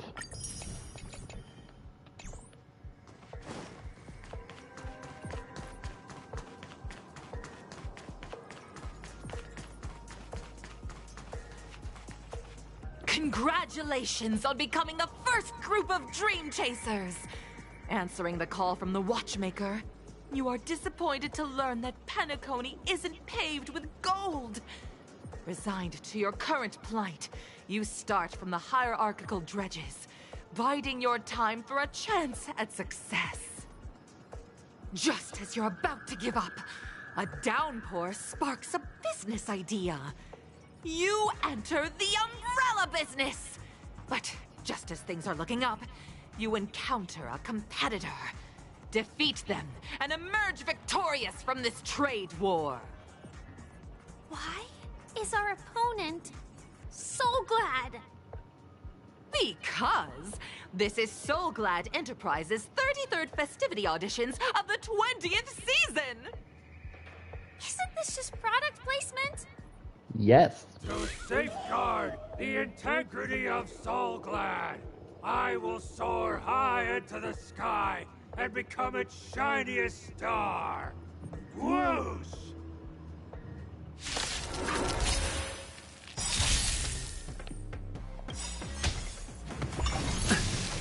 Lance ablaze! Lance! Forward!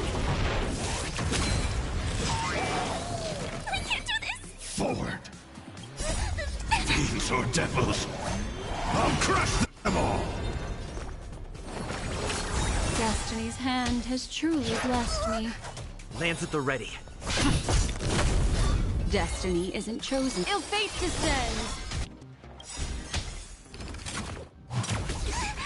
Memories beneath the water.